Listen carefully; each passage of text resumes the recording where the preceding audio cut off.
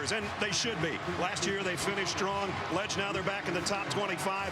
Meanwhile, Oklahoma, preseason, they were way up there in the rankings a year ago and fell to 8-5. So both teams feel like they have something to prove tonight. Yeah, and both teams last week won games relatively easily, but a much truer test for both of these groups tonight to see how strong they are and how close they are to getting where they hope this season will take them. It seems like Oklahoma's gone back to the future with their offense right now. Well, they've gone back to the way they used to play offense. It started with a new coordinator, Lincoln Riley, and they've got a new starting quarterback as well. And one of the more interesting stories in all of college football in this early season, Baker Mayfield was a walk-on starter at Texas Tech, was the 2013 Big 12 Freshman of the Year.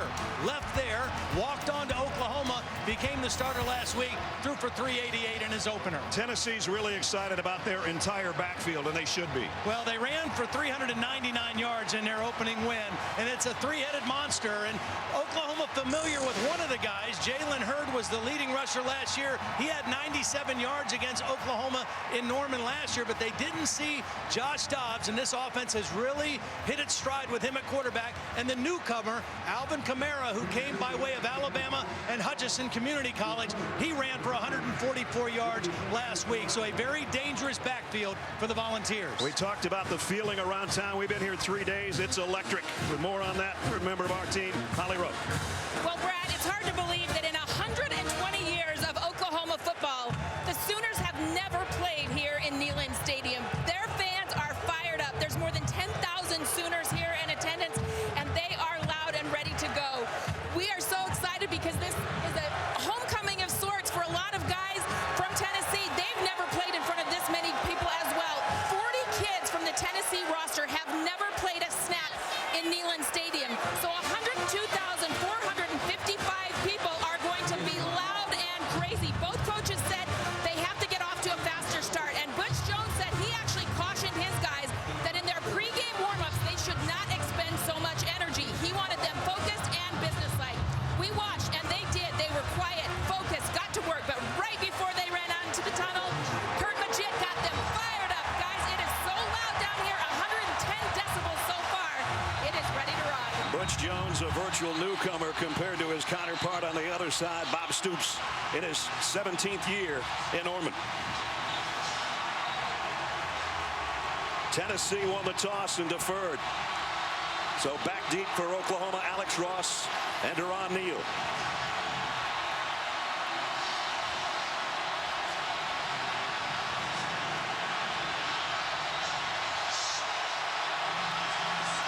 You see the checkerboard of the fans and the way they're dressed around Neyland.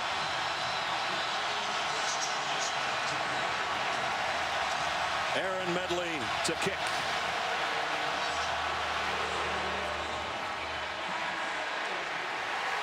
Blasted out of the end zone.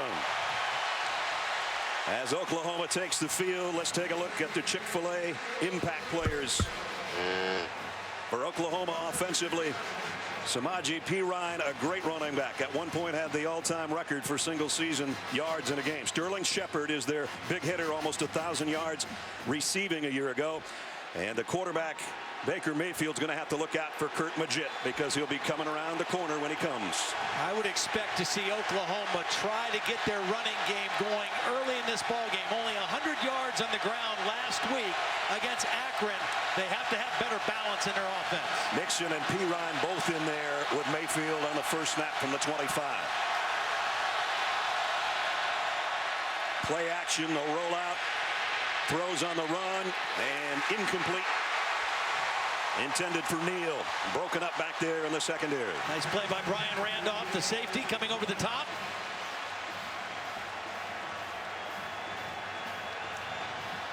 The secondary is going to be tested. They're missing a couple key guys, a couple young guys playing. And this is an explosive Oklahoma pass offense. In a pistol set on second down at 10. They go straight ahead and a big opening and a first down run by Perine. So the first time he touches it, he goes for 11 yards. Well, again, he just was not much of a factor last week, and he's too good of a player. He's a powerful inside runner, and a nice gain right there. Out to the 36-yard line. They go right back to him, and this time he's going to be bottled up and dropped for a loss of 1. Owen Williams was the first guy there from the Tennessee defense. Where I think Oklahoma has an advantage in this game is running inside. I think they're big and strong on the inside of their offensive line. They're breaking in 2 new offensive tackles, and the strength of Tennessee's defensive front is their edge pass rushers, young guys on the inside. There you see Derek Barnett, not in a three-point stance, and he'll be coming around the corner. Actually, he drops into coverage. And the throw is right on target to midfield to D.D. Westbrook. And a nice throw it was by Mayfield. Nice protection. Mayfield able to keep his eyes downfield and just sidestep the rush a little bit and hit Westbrook crossing the middle. Again, you won't see either team huddle very often, if at all. The Sooners already have crossed midfield at the 49 of Tennessee. Straight run, and again to the line of scrimmage, maybe a loss. Owen Williams again on the inside, number 58. Submarine down there and got help from his friends. Oklahoma started really slowly a week ago. Yeah, they did. Again, it was a new quarterback, a new offensive coordinator. It took them a while, but in the second and third quarter, they really hit their stride. The guy I expect to see touch the ball soon now is this guy right here, Sterling Shepard. We've seen P. Ryan get off to a little quick start. Shepard, another big weapon in this offense. One of our impact players. We'll see if he makes one here in the first quarter. Quick throw, and high and intercepted. Picked off by Todd Kelly. A ricochet off Westbrook.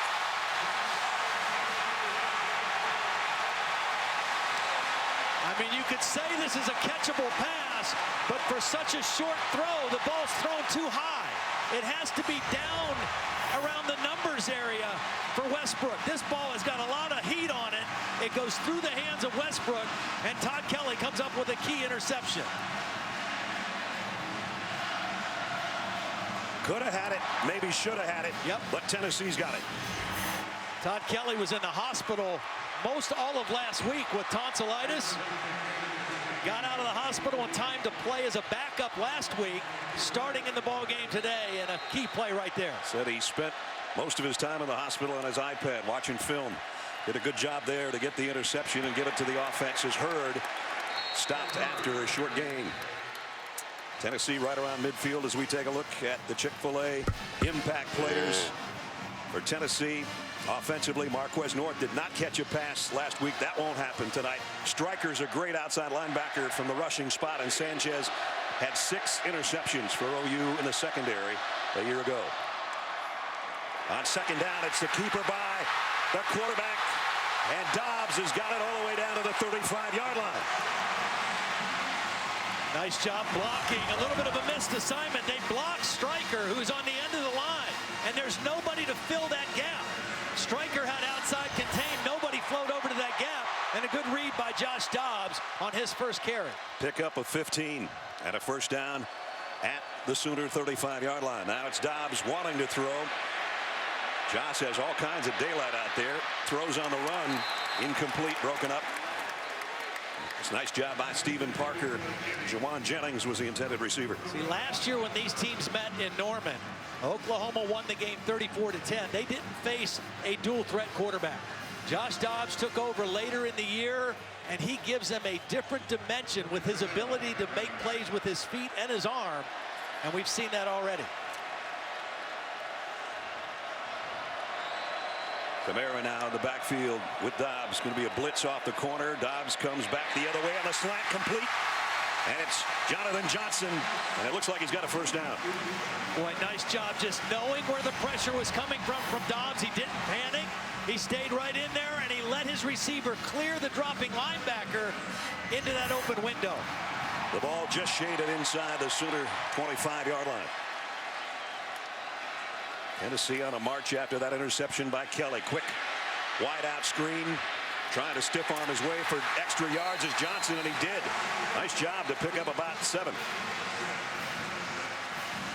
Well, we see this happen with a lot of offenses like this. The offensive line blocks run, and the quarterback, if he reads the right numbers to throw the ball out to single covered receivers.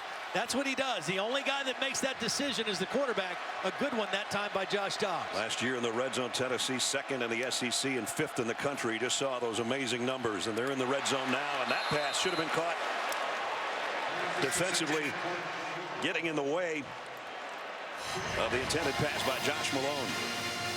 Devontae Bond, nice play from his outside linebacker position. Not sure if he got a hand on it or not, but he certainly got in the vision of the intended receiver. So a third down situation, seventh play of the drive. Tennessee 56% of their third down conversions last week. Bob Stoops wants a timeout. Didn't like what he saw on that third down play. So we'll take the timeout with Coach Stoops with 11:11 remaining first quarter. Remember, 63 and 93. 9 positions, 3 units. Playing for 63 with everything we do. 6. 7.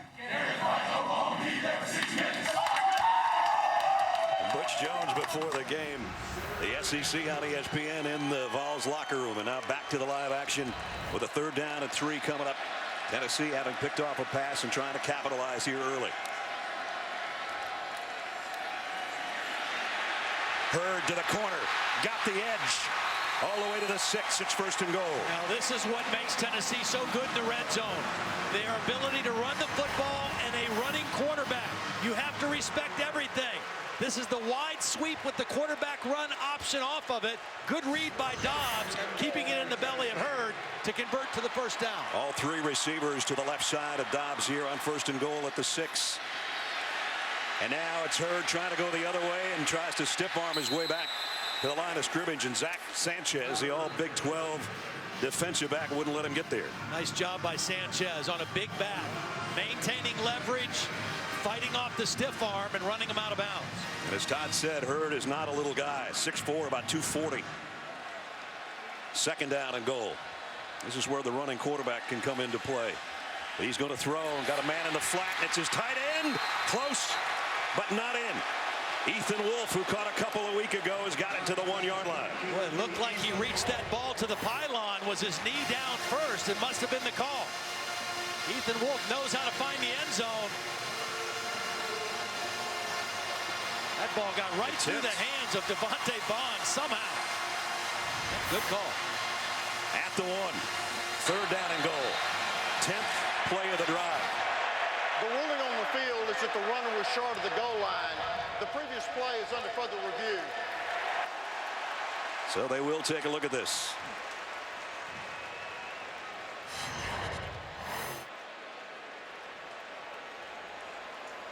A little different angle for you here. His elbow's down at the 1. So I don't think they're going to have a lot of trouble with this one. Another nice play by Sanchez. Good hit, driving him out of bounds, short of the goal line. What a start for Tennessee, though. First, the Sooners get into their territory. They come up with an interception, which is their first one of the year, and then take it all the way down to the 1-yard line, where it's going to be third down and goal.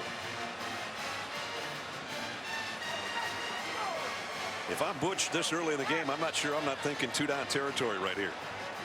Maybe so, especially the way this crowd was to start the game. Yeah. If you could get a touchdown on your opening possession, it would electrify this crowd. There's not an empty seat in the house. Here's a call. After further review, the ruling on the field is confirmed, short of the goal line, third down. Good call. They had a look. They were right to start with. Oklahoma last week played outstanding defense against Akron. Only gave up 3 points, under 300 yards, but a much different challenge with this Tennessee offense. A dual threat quarterback, a good core of receivers, and 2 outstanding backs. And right now they've got their back against the wall. Kamara in there. Dobbs was under center for one of the few times, and it is Kamara. Got hit at the line, didn't get there. Sanchez, I think, was the first guy there, and then Stryker cleaned up, and it is fourth down, and it's decision time for Butch Jones. You can hear what the fans want. Well, I know what Butch is thinking. Let's get points on the board first. I don't know that this is automatic. And it's not. But I kind of tend to agree with you. I might have gone for the touchdown here. Medley was 1 out of 3 last week. He missed from 42 and 29. He did hit a 31-yarder. This will be a 19-yard attempt. Basically shorter than an extra point, and he knocks it through.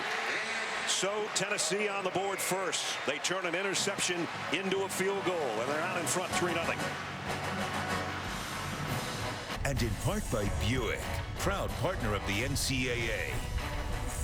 One of the great scenes in college football, the Vol Navy out here on the Tennessee River right outside Neyland Stadium, where the Volunteers lead 3-0 on a field goal of 19 yards.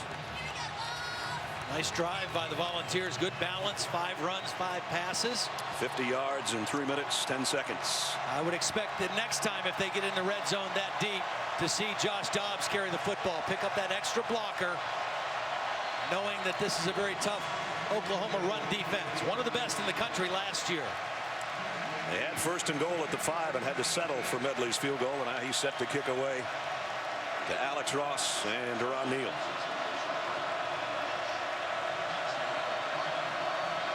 Ross, an all Big 12 return man a year ago. This one again blasted out of the back of the end zone as we check in with Adnan Burke for the first time today. Adnan. All right, Brad, thank you very much. An update on Notre Dame and Virginia. Malik Zaire, who was electrifying a week ago against Texas. This is the worst sign that Notre Dame wanted to see here. As he goes up the middle, puts a little bit of weight on his leg, and absolutely collapses. Take a look at the bottom right of your screen. That is ugly. 7 of 18 for 115 and a touchdown, ran for 87, but carted off shortly afterwards. Deshaun Kaiser now in the game. Brad, back to you. Oh, wow. That is tough for the Irish. Here, Baker Mayfield's had a tough start, already threw an interception. And now they empty the backfield into a 5-receiver set. Baker Mayfield all by his lonesome. On 1st down, steps up, flushed out of the pocket. He'll run it. No, he's going to throw. And he throws a strike down inside the 30-yard line. Joe Mixon out of the backfield. Flag down, though, back in the Sooner backfield. So hold the phone.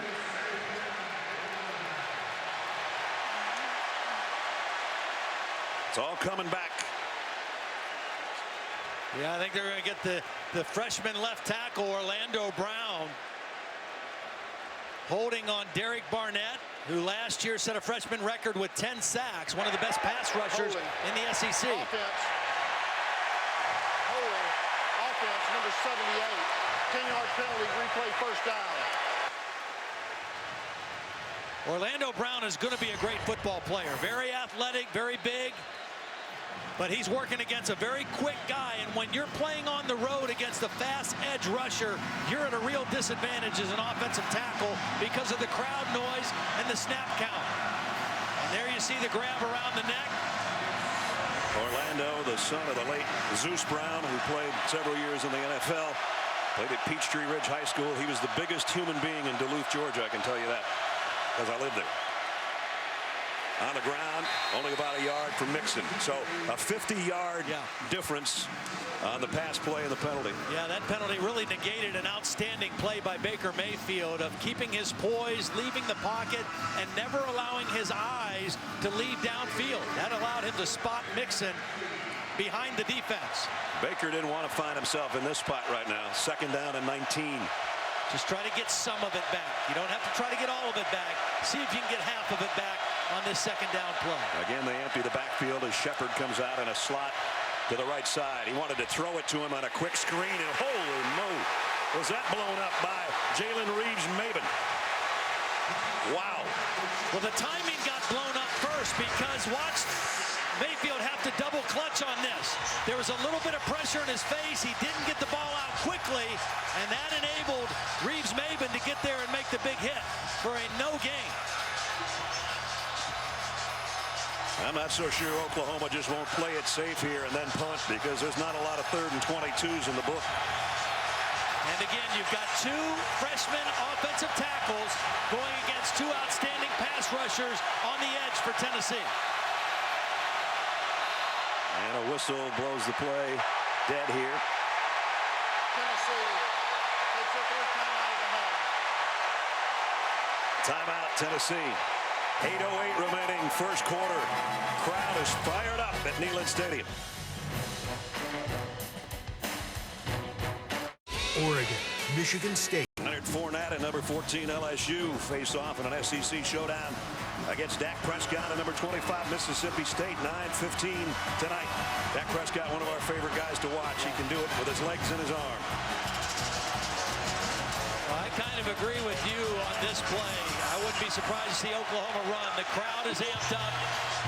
And Tennessee with two outstanding pass rushers, Majid and Barnett on the end, and two offensive tackles that are freshmen and can't hear themselves think right now. Perine asking for it, and he does give it off to Perine, trying to run the edge. He's going to get run down by the Tennessee defense at the 10-yard line. Loss of 3 more, and Barnett was chasing him. Interestingly enough, we're talking about the noise and how it affects Oklahoma. That last time out by Tennessee was called by defensive coordinator John Jancic because he couldn't even hear to communicate the defensive signals to his Tennessee defense. But he got him straight at that timeout and a nice third down stop. A tough spot for a true freshman punter, Austin Siebert. Cameron Sutton had a great return game a year ago. He is last week I should say, very dangerous, and he's going to have a shot at this one. That's a fair catch it just inside the 45-yard line. Pretty good punt though. Flags down at the line of scrimmage.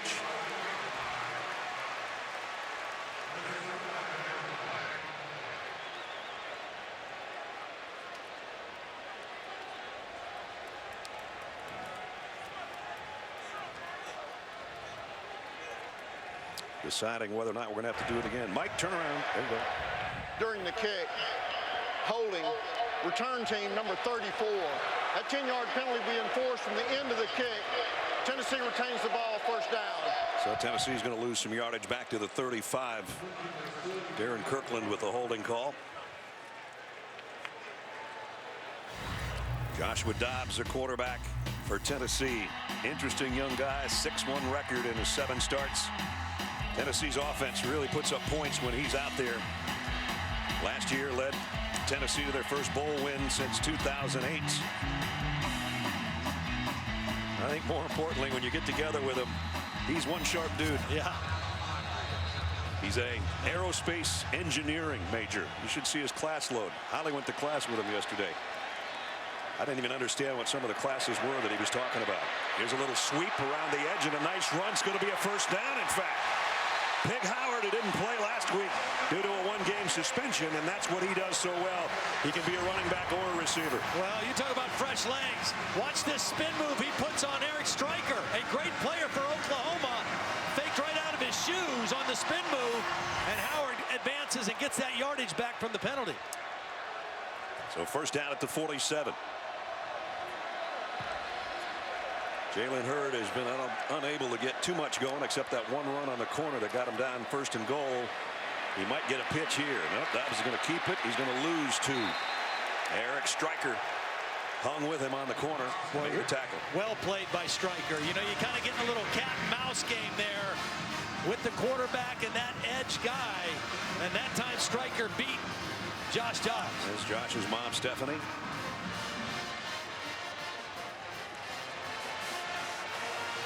Both backs are in there with him now. Hurd and Kamara. Second down and 12.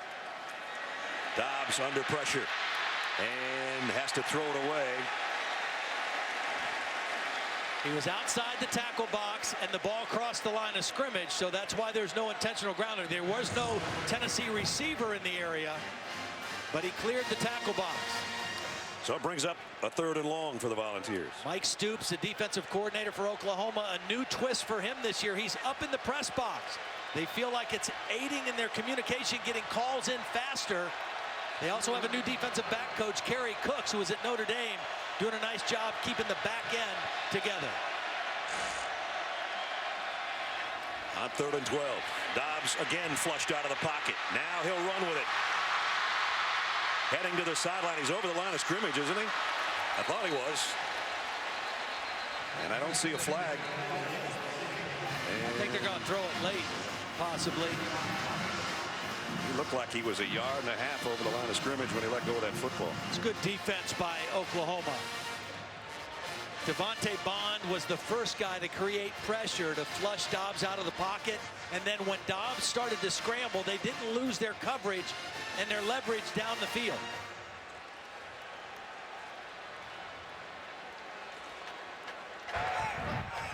Illegal forward pass. Offense, number 11. The quarterback was across the line of scrimmage when he threw the football. 5-yard penalty from the spot of the foul. Loss of down, 4th down. Well, they wasted great field position, and they'll have to kick it away. You watch the black line as the line of scrimmage as Josh coming forward. And he's already 1 yard over, almost 1.5 yards, as I said, as he tried to get that pass out. It'll force a punting situation for Trevor Daniel. Really good discipline by the Oklahoma defense on that scramble by the quarterback. Sterling Shepard is going to get out of the way, and it's going to take a great roll for Tennessee. They knock it down around the 5. Good job on the special teams. A 54-yard kick, no return, and the Sooners will be buried near their own goal line when we come back.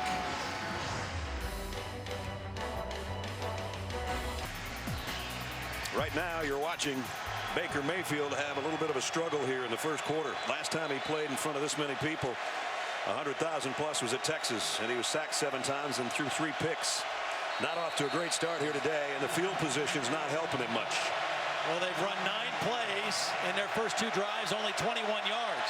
They started slow last week, too, though. Took about 4 possessions to get going. Give it to P. Ryan off the left side as he goes for about 3, and we check in with Holly. Well, guys, I've got my decibel meter here to see how loud it is here on the field, and it has been deafening.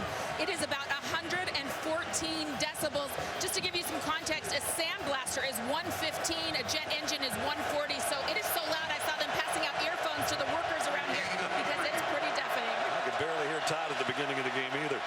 I just read his lips.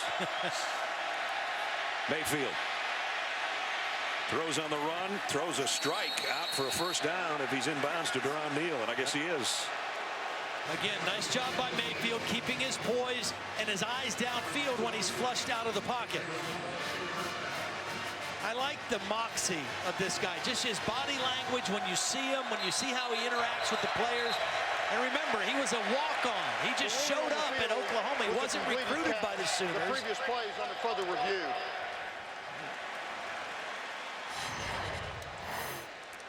Make sure that Neal was inbounds when he made the catch. His right knee was trying to scrape. His left leg appeared to be airborne. It was a close one. Ruled a catch on the field. Wow, that's a bang-bang play. Bill Lamagna is our rules official up here in the booth with us. Bill, what do you got? Well, if he's got, right now, it looks like the ball's coming in with control. He's got a knee down. Maybe just before that left foot goes out of bounds. At best, I think you'll see a play stance is called, but I don't think this will be reversed. Great body control, no matter how you slice it, by Deron Neal, the senior out of St. Louis. Last year, Neal caught 7 balls for 71 yards against Tennessee, which was a career high for him.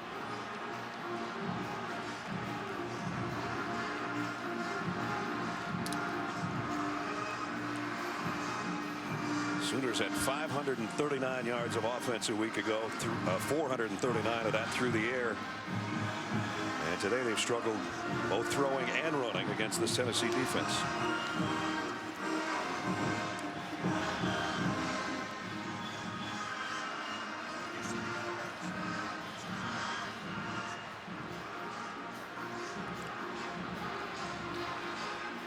Once you see the official that's with the referee over on the side start to write things down, that's an indication that replay is going to reverse the call, and they've got to go back and get the previous spot, make sure they're down, and any situations with the clock are correct. And Bill, why would they be reversing this? That his left foot was out of bounds before the catch was made? They're saying probably because he didn't finish the process of the catch, or he didn't have control of the football. If that foot hit out of bounds, then we have an incomplete pass. Gotcha. So we expect the official call to come here in just a second. You know, Bill, one of the things that kind of sometimes we get confused on, and viewers probably get confused on, you hear that, you know, the ball can't hit the ground. The ball actually can't hit the ground as long as the ground is not aiding in the catch or the control of the catch, right? That's a good point. You got to get control of the ball first, and then if the ball doesn't move as it hits the ground, you're going to be okay with that catch. I think this is more a question of his foot than it was the ball.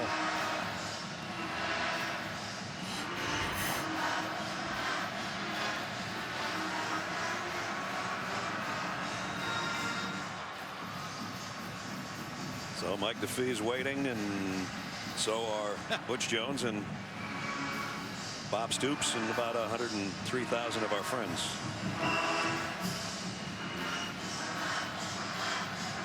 Again, the ruling on the field was complete, but we expect that that's going to be overturned.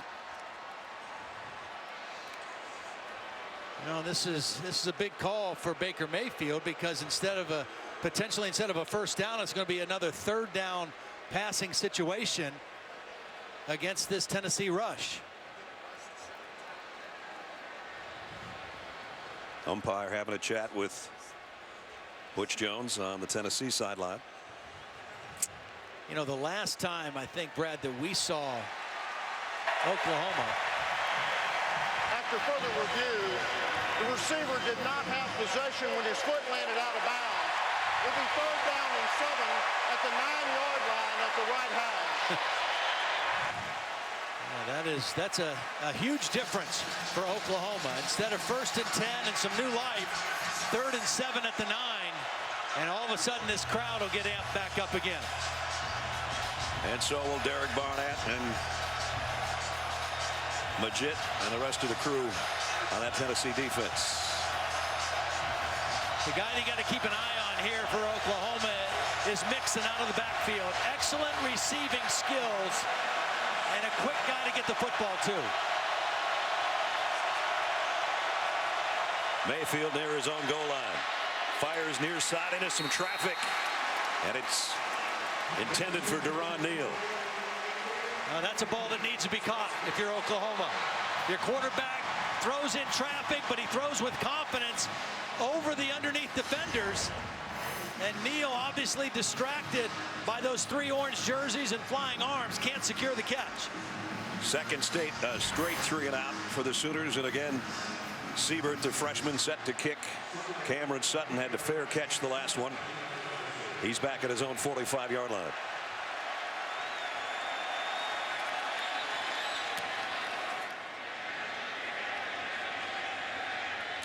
No fair catch this time, but only about a yard on the return. Nice coverage by Oklahoma, but again, great field position for Tennessee. They didn't take advantage of it last time. We'll see if they do this time when we come back. Let's take a look at this week's AP Top 10 rankings, brought to you by Capital One. Ohio State not having any problem with Hawaii right now. Alabama likewise with Middle Tennessee. Already Auburn had to fight like crazy in overtime to beat Jacksonville State in the Plains. Notre Dame leading, but without their quarterback. And Georgia's got a lead on Vanderbilt. Rest of the games coming up later. Well, I think 2 things here for Tennessee. They've got to take advantage of the field position advantage they've had all first quarter, and Marquez North has got to get involved in the game. He had no catches last week. They got to get him the football. Here's Hurd trying to take it wide on the right side and cuts it back up. Had the blocking to the sideline, and he got 2 or 3 out of it. So far in the ball game, Tennessee is average starting on their own 44-yard line compared to the 19-yard line for Oklahoma, but all they have to show for it is a 3-0 lead. The field goal when they had 1st and goal at the 5. Now they're back on the Sooners side of the 50 on a 2nd and 7, and Dobbs will keep it this time. Picked up maybe 2. Matthew Romar made the stop, and another 3rd down coming up. Bob Stoops made a lot of changes on his coaching staff. We mentioned his brother Mike moving up to the press box. 2 other new defensive coaches on that side. Kerry Cooks, the defensive back coach. Dyron Reynolds, the new defensive line coach. And they've had a couple critical stops here with bad field position early in the ball game. Another 3rd down for Tennessee. 3rd and 5. Blitz coming. Dobbs hangs in, throws complete inside of 40. And it's Josh Malone for the first down. Watch Jalen Hurd get a great chip block on Stryker. That is really helpful when a back helps your tackle by getting a chip block on the outside shoulder of a great pass rusher. That time, Jalen Hurd did a beautiful job for his quarterback. First down for the Vols at the Sooner 36. Hurd gets the carry, and now he's got an opening. And an 11-yard run before the Sooners can bring him down. Ahmad Thomas might have saved a big gainer there. Well, you've got to respect the quarterback. Watch number 94, Mac Nyman. He's frozen looking at Josh Dobbs, and Hurd runs right by him. And again, it's Hurd who's starting to warm up here. He picks up close to 9 more. You have to respect both guys, the quarterback and the tailback. And right now, that dual threat ability of Josh Dobbs is kind of freezing some of the Oklahoma defenders. Got the Sooners on their heels right now at the 15-yard line. 2nd down and 1. And they pick up the 1 and a couple more. Jalen Hurd starting to get in a groove on this drive a little bit. Nice block out in front by Dylan Weissman, the right guard out of Cincinnati, Ohio. Played at Coleraine High School, a real powerhouse in the Cincinnati area. Hurd's got 39 yards now on 7 carries. Late substitution. Some tired defensive linemen right now for Oklahoma. Kamara's in the backfield right now with Dobbs. And he'll get the call. Inside the 10, close to the 8. We talked about Lincoln Riley being the new offensive coordinator for Oklahoma. Tennessee with a new offensive coordinator as well. Mike DeBoard, a much different kind of coach. 30 years experience. He's coached in the NFL, coached a lot of years at Michigan. And right now he's got to be thinking touchdown. Again, they've had the field position edge. They've got to capitalize with a touchdown on this drive. All 3 receivers to the right, and now one of them, Pig Howard, comes in motion on 2nd down and 7. Dobbs rolls that way, fires on the run, touchdown, Josh Malone.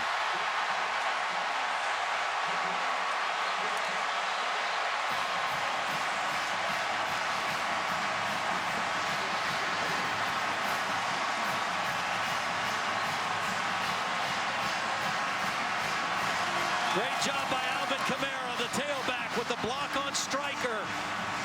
Enable Dobbs to step up and find his receiver. Malone, a couple of years ago in high school, Tennessee's Mr. Football. Right now, he's the man of the hour at Neyland Stadium with the first touchdown of this season here at home.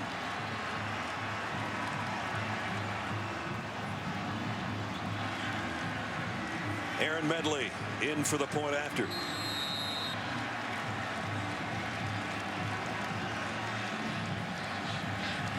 So the Volunteers take advantage of their excellent field position this time as they go 51 yards in 8 plays in a little over 3 minutes, and that's how they're finding success tonight. Brought to you by Expedia. Ledge. Well, watch Kamara get the block right here on the edge on Stryker right here. That enables Josh Dobbs to step up inside and then find the single coverage. Malone working on the nickelback Stephen Parker for the touchdown. Malone, a great break to the outside and a perfect throw. First touchdown of this season for Josh Malone. He had 1 a year ago. And now it's Rocky Top time. When you have that kind of field position edge, you have to capitalize. That was a huge scoring drive for the Volunteers.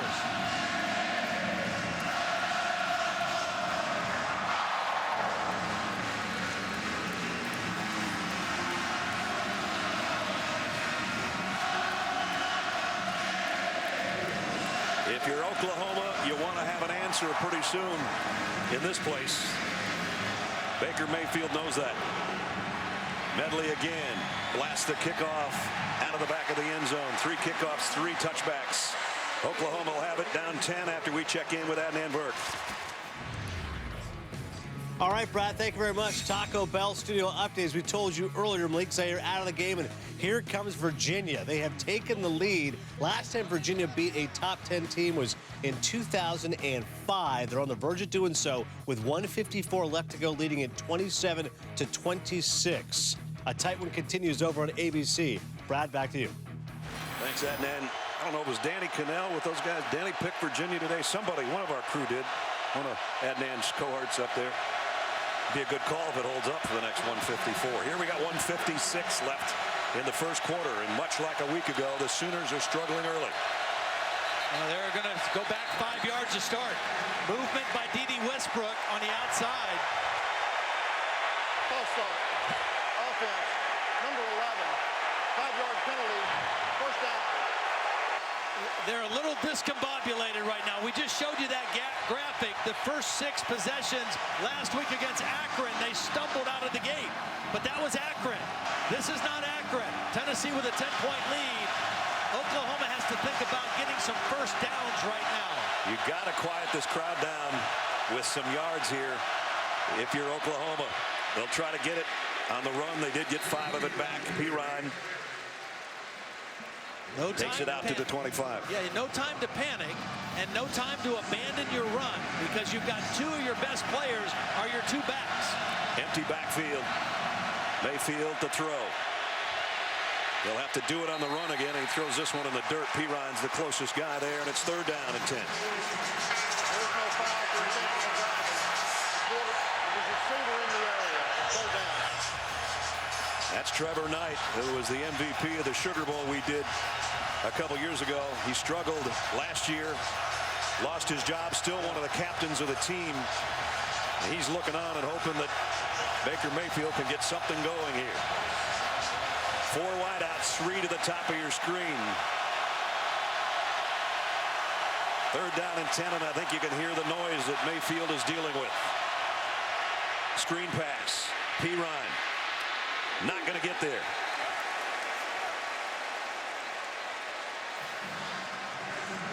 I like the call. Tennessee really coming after the quarterback. If he picks up one more block, that's a conversion. Good, solid contained by Tennessee, and force another punt. And a busy punter, Austin Siebert, the first true freshman to debut as both a place kicker and a punter. It's tough to do one of those jobs, much less 2 when you're a freshman, but he's done a nice job tonight. He's got Cameron Sutton on the other end, and he's backpedaling to the 15. Made the first man miss, not the second wave. Again, excellent coverage by the Sooners punt team. Now Tennessee up 10-0. Let's look ahead at what they've got coming up in the season ahead. 8 of their 12 opponents had winning records a year ago. Only 1 road game in the first 6, and that's Florida in a couple of weeks. And they're looking to break some long losing streaks to conference rivals. Florida 10 times, Bama 8, and Georgia 5. Yeah, and as important as this game could be for the program and taking that next step forward, those conference games and those losing streaks in the conference, that's even more of an issue for Butch Jones and this team in terms of turning the corner. Butch has won 43 of 50 when he's got the lead the end of the first quarter, and Rocky Top is screaming, and he's trying to quiet the crowd down so his offense can work here from the 16-yard line. Hurd out to the 19. Dominique Alexander made the hit.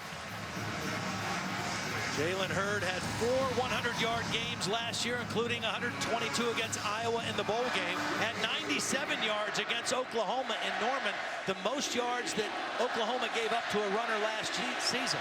That was on 14 carries, and it looks like he's going to get that many and probably more tonight. Got it again, but no gain on the play. This is a huge play right now for the Oklahoma defense. If they can get a 3 and out and a stop on this play, they can finally flip the field position for the first time in the ball game in their favor. We're not going to find that out until quarter number 2. That's the end of the first quarter. We played 15 in Knoxville. And the Volunteers of Tennessee at home have a 10-point cushion on number 19, Oklahoma.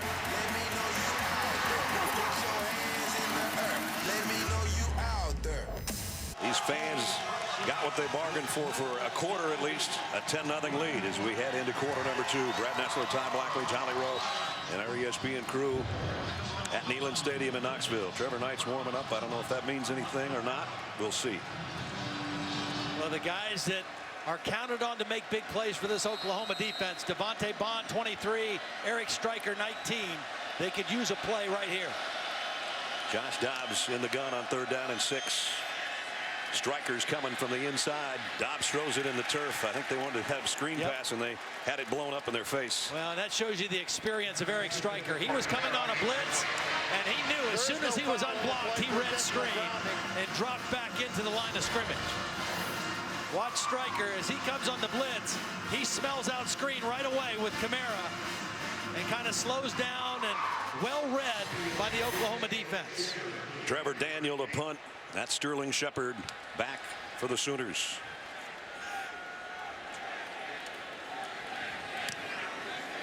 Ooh, got all of this one. Shepard running it far back as he can get, and now he's got to get out of the way. Great punt down at the 21-yard line.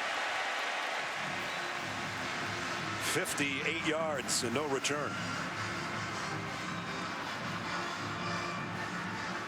Well, just when I thought Oklahoma was going to flip the field with field position after that 3rd down stop, a booming punt and another long field for the Sooner offense, which is yet to get on track. Second and third quarters have been the good ones for them, so let's see if that happens here in the opening 15 seconds of quarter number 2. They've run 15 plays. 9 of them have resulted in no gain or a loss of yardage, so have not got on track at all yet here in Knoxville. Sterling Shepard is to the top of your screen. Their most experienced receiver from a year ago. Mayfield fires it out to him, and a leaping catch and a pickup of 7.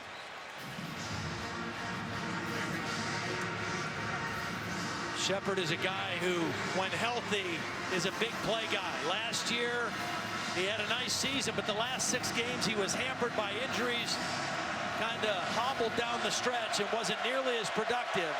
But when he's healthy, he's a big-time player. Dimitri Flowers, a fullback, sets up on the right side, and that's where the run's going to come from Mayfield, and he tiptoes out of bounds with a 1st down. Nice run, a little inside linebacker blitz, so they had the running back taken care of. Colton Jumper, the middle linebacker, blitzed right up the middle, and a nice read by Mayfield to keep the football for the 1st down. At the 35, and both Mixon and P-Ryan in the backfield with Mayfield. Now they shift out. Mixon comes out as a wide receiver. The throw to the outside, and it skips off the hands of Neal. Maybe a little bit too much smoke on that one again. Thrown behind him a bit as well. I think Oklahoma needs to try to attack down the field a little bit. Last week, this Tennessee defense gave up over 400 yards passing to Bowling Green and a lot of big plays down the field. They gave up 9 completions of 20 yards or more. So far, Oklahoma has not tried to attack down the field against this pass defense. That's John Jancic, the defensive coordinator Todd was talking about earlier. 2nd down and 10. Play action. Mayfield directs traffic, throws, incompletes. Closest man was Shepard, but he was getting heat from Chris Weathered. And it brings up 3rd and long. Yeah, that's a nice rush by Weathered on the inside. And when a quarterback gets that kind of pressure right up the gut, it makes it very difficult because you can't step up in the pocket. You have to flush out, and then that limits the field that you have to work with. Sooners, this is the 3rd time they've had 3rd and 10 or longer.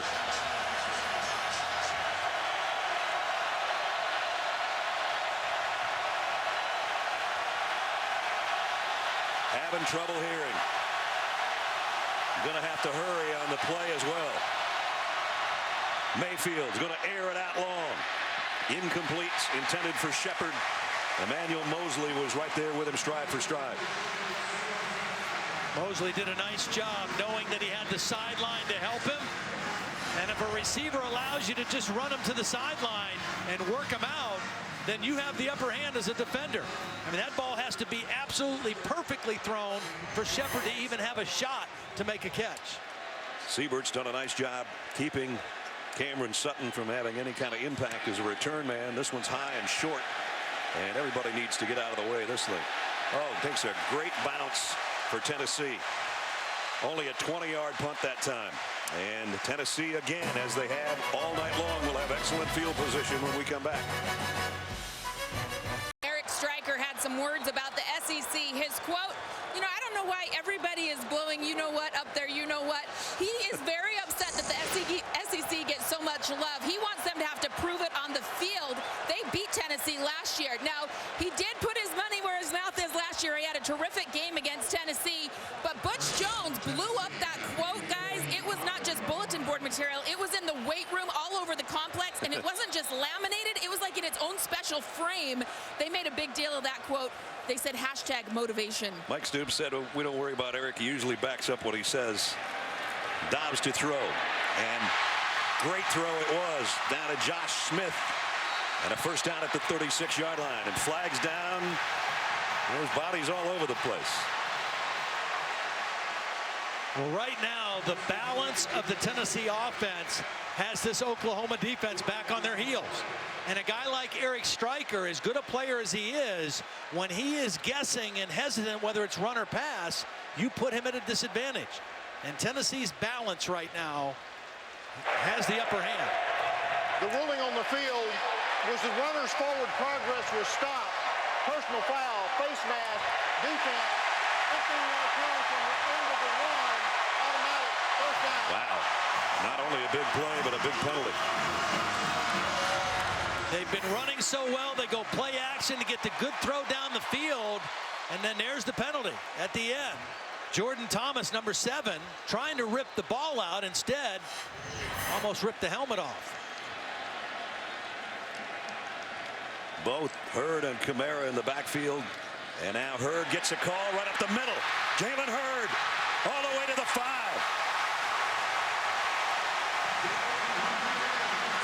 See, they're just freezing Matt Diamond, number 94. Watch number 94 have to read the quarterback and the back. By the time he makes the decision to close on Hurd, it's too late. He's already by him. They spotted at the 6, where it's 1st and goal. Tennessee up 10 and looking for more right here. This was not a part of the Tennessee attack when they played in Norman last year. Hurd again, bounces it outside to the 4. Zach Sanchez with a nice open field tackle. But Tennessee going 100 miles an hour right here. And they're not slowing down at all. When you run the quarterback in this part of the field, you pick up an additional blocker. That's what makes it so difficult for defenses. Normally, you try to outnumber the offense, but when the quarterback runs it, they have an additional blocker. Dobbs will run it here with a convoy in front. Dobbs, touchdown, Tennessee.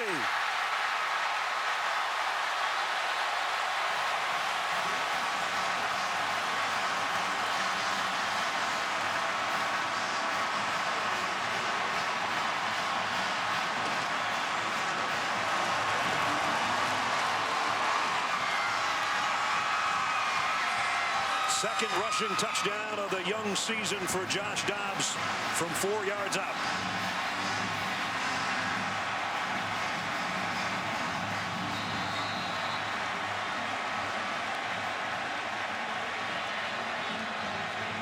Medley out of the Ashford hold. 17-0.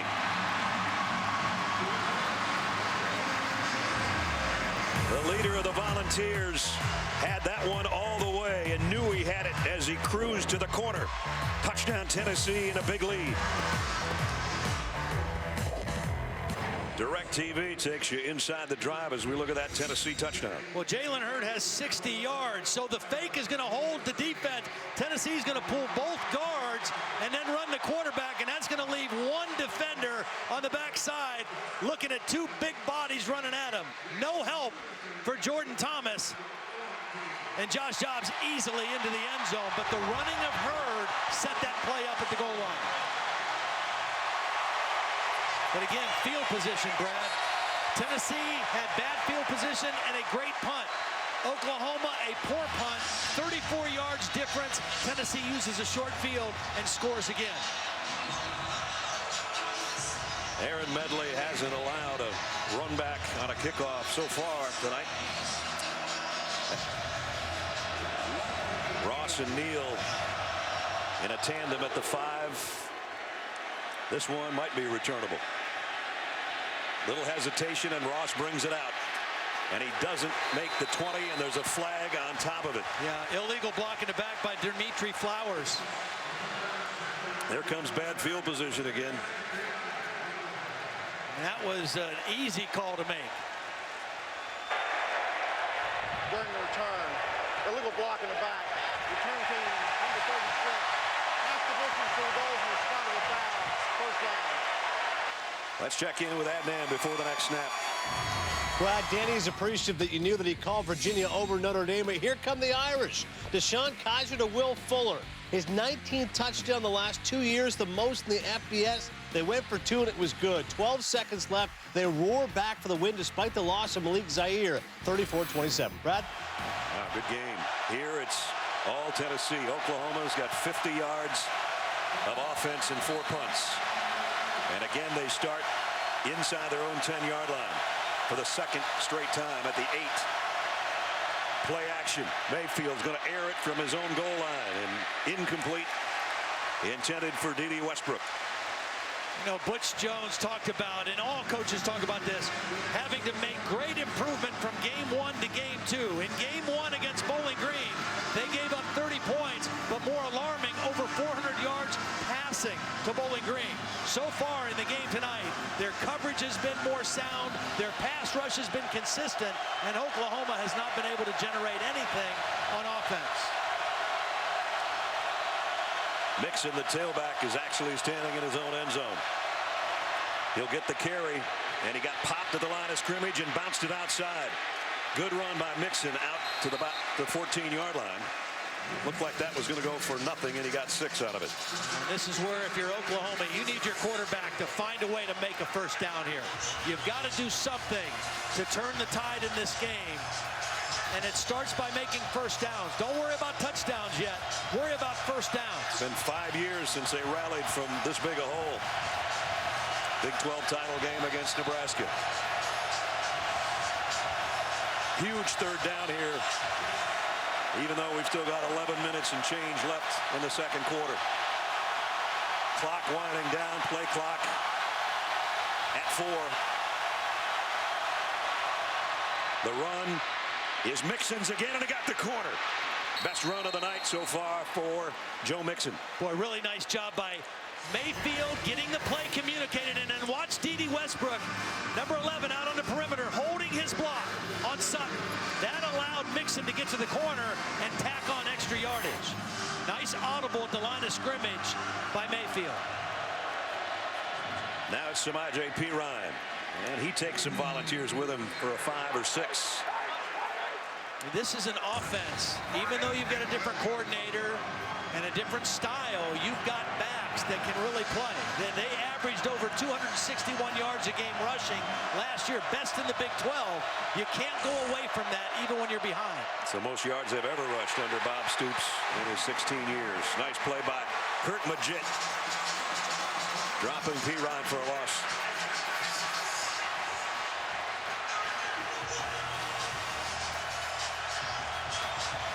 Here it is, third down again. And again, it's not a short one.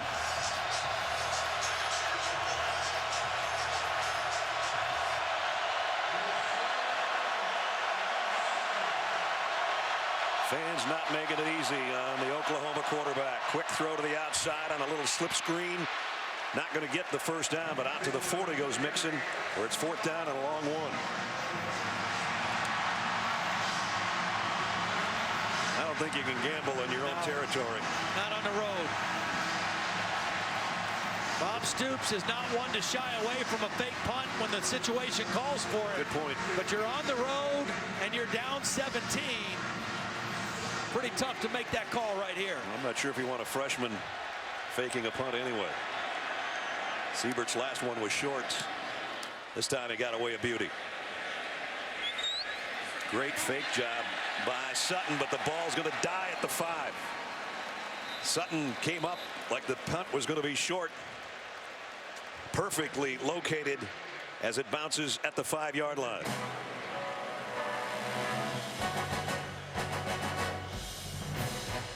Isn't it time for German engineering? Some of the images of Tennessee during the glory days in the 90s. Peyton Manning, Jamal Lewis, Heath Schuler, Peerless Price, and Phil Fulmer. They led the Vols to the 98 National Championship. Since then, things have not gone that well. But in year 3, Butch Jones has the folks in Knoxville thinking that this is turnaround time after going 7-6 a year ago. And they're off to a tremendous start here tonight against number 19 Oklahoma. Hurd up the middle for a couple. Right now, if you're Tennessee, especially with this field position, ball security, very important. You've got control of the game. You've got the upper hand because of your balance offensively, and you've had a field position edge the entire game until right now. So the worst thing that can happen is if you get careless with the football and give Oklahoma a chance to turn things around here. Punt's not a bad thing. Nope. 2nd down, 7. And it's Dobbs straight up the middle. Stryker and Evans will bring him down. Makes 3rd down manageable, though, on that rush by Josh. Again, with this offensive attack, which is different than what Oklahoma saw last year, you've got to worry about Hurd, and you've got to worry about a quarterback that can beat you with his feet. So it forces you to be a little bit more conservative on defense.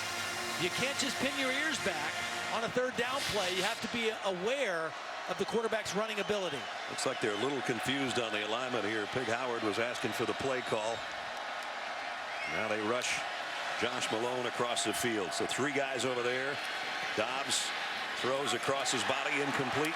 Too high for Von Pearson. Nice play by Stephen Parker. Got his left hand over the top, knocked that pass away.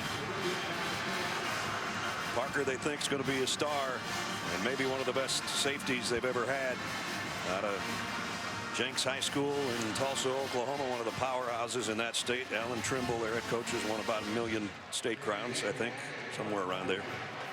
Somewhere between 15 and 100. Sterling Shepard waiting on the kick of Trevor Daniel. He'll boot this one from his own goal line. Nice kick again. Wow. Shepard back to the 28 and backpedals to the 22 before he tries to come forward, and Tennessee's waiting for him. Great kick, great coverage. Let's check in with Holly. Well, guys, a big deal for Tennessee's defense right now. Their heart and soul, Kurt Magid, is making his way to the Vols locker room. On special teams, on a play, it looked like he hyperextended his knee. But as he's been speaking with the medical training staff, he's complaining more of some hip injury. I saw them give him some treatment options, and I saw the athletic trainer say, hey, to do that, we're going to have to take you into the locker room. So many possibilities of what they can do to help him back there, but they need him out on the field. A senior, Chris Weather, will likely replace him. He led the team with 11 sacks last year, so that's a big chunk out of their pass rush. Straight up the gut, P. Ryan. Nice run, almost 9. Just to follow up on that, the advantage that Tennessee has had in this game so far is that you have 2 outstanding rushers in Magid on one side and Barnett on the other side. Now, Oklahoma can kind of zero in on making sure they block Barnett. Samaje Perine again. Going to be close to a 1st down. He might have rolled to it as Jalen Reeves-Maben had him tackled, but his body went over Reeves-Maben's. And I think that's going to be good enough for the 1st down. Head linesman says so. And they do move the sticks. 1st down at the 36.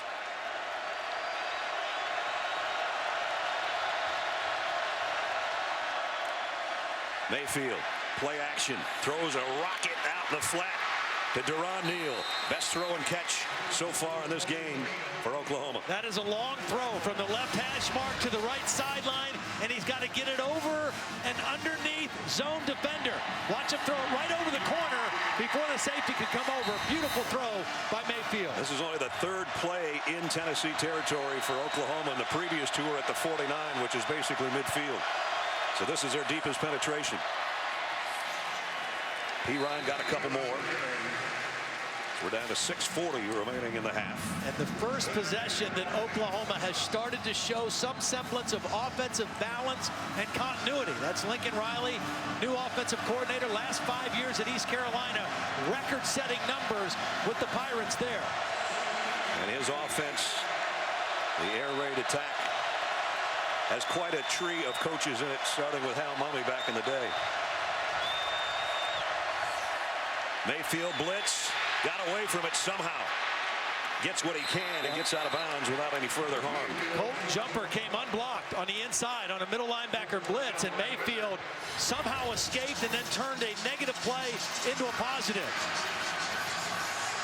Well, you talk about having somebody dead to rights. Mayfield shows his athleticism to get 3 yards out of it and bring up a 3rd down and 5. They're only 1 of 6 on their 3rd down conversions.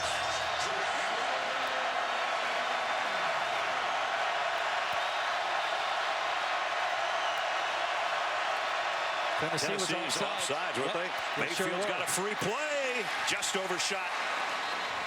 Jarvis Baxter. Derek Barnett was the guy that jumped off sides.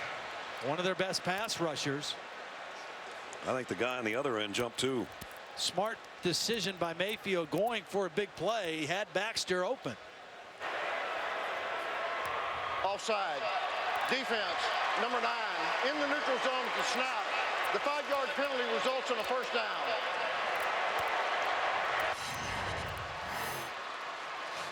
Again, with Majid out of the lineup, Barnett is the marquee pass rusher. And that time, just a little early off the start. Not only early, but Orlando Brown had a pretty good handle on him that time. 1st down at the 25. Joe Mixon back in the tailback spot. Mayfield trying to throw a slant, incomplete. Connor Knight, the tight end, was the intended receiver. Speaking of tight ends, a guy we haven't seen targeted yet, Mark Andrews, redshirt freshman who was pretty big a week ago with 4 catches in the win over Akron. And he has not been out there much. There he is on the sideline. 2nd down and 10. Both Mixon and Pirine again joining Baker Mayfield in the Sooner backfield. And now that's Mixon coming out of it.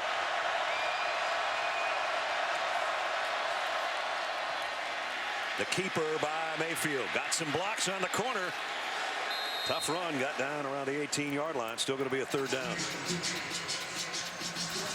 3rd and manageable, though. Nice decision. Good run on 2nd down. You leave yourselves with a lot of options on 3rd and 4, and you don't have to block those pass rushers as long when the yardage needed is only under 5 yards. They need to get to the 15 for a 1st down. Mayfield has to get rid of it too quickly. Corey Vereen, I think, got enough penetration that he let that pass go before he wanted to. Well, this was a designed rollout for the quarterback, and Vereen just beat 2 blockers up the field. This should not have been a problem for Baker Mayfield to get outside. They had 2 guys there to pick up the end, and neither one of them got a block, and Mayfield had to throw it too soon. You've seen Siebert as a punter. Now you'll see him as a place kicker. 2 for 2 a week ago, including a 41-yarder. This will be a 35-yard attempt. Trying to get something on the board for number 19 Oklahoma. Siebert's kick is up and good. So the Sooners had to wait until under 5 minutes to put anything on the scoreboard here at Neyland. They're still down by 2 touchdowns. For German engineering. 17-3 Tennessee, just under 5 minutes left in the 1st half. Well, Oklahoma let an opportunity slip by there. Watch, they're going to have Dimitri Flowers out here and would have been wide open, but these 2 guys are both going to miss the block on Vereen as the quarterback tries to get outside the pocket. 2 guys miss an easy block, and they can't convert. They gained 56 yards on the drive, the first offensive drive that they had that looked pretty good, and they blow an opportunity on 3rd down. Still got the points, but they could have had more. Nick Hodgson to kick off.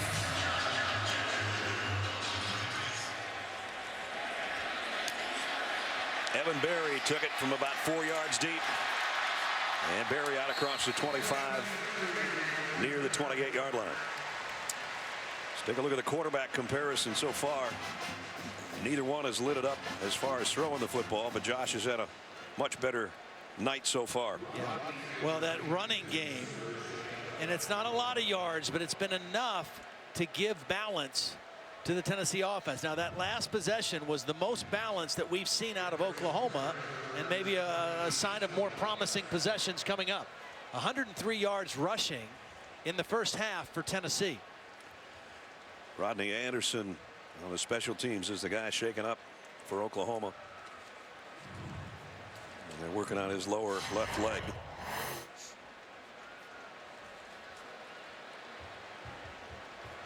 And he got rolled up on, I think.